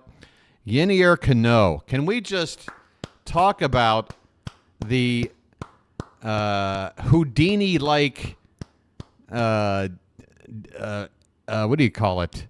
Carnival act? I don't know. Whatever. He got out of a jam with the bases loaded, 1 out, with Bobby Witt Jr. Well, first of all, Bobby Witt Jr. was at third base, I think, with nobody out. Either way, yeah, we had their go-ahead run 90 feet away, nobody out, and somehow we got out of it. We got out of it. And then, of course, Kimbrell, again, 1 more inning to close it out, although he didn't close it out. But whatever. We did it. We did it. Holy Toledo. That's going to wrap it up. And you know what else this means?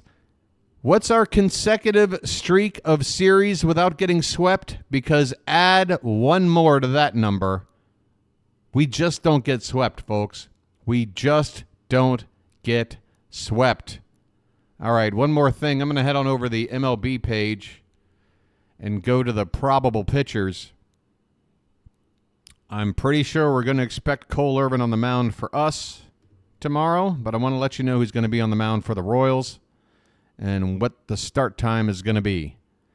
And after that, by the way, if this is April Fool's Day, I love being a fool because that was fun. We will have 6:35 p.m. start, same as tonight, which means I got to be up at like 4:30 in the morning again. This is my life now. Cole Irvin, the lefty, taking on Alec Marsh, right-handed pitcher. Brandon Hyde, I trust you. I like what you're doing. But you got to give Colton Cowser a start tomorrow. Austin Hayes had a quiet night at the plate. It's a right-hander on the mound tomorrow. This is the perfect time. You know what? I'm calling it.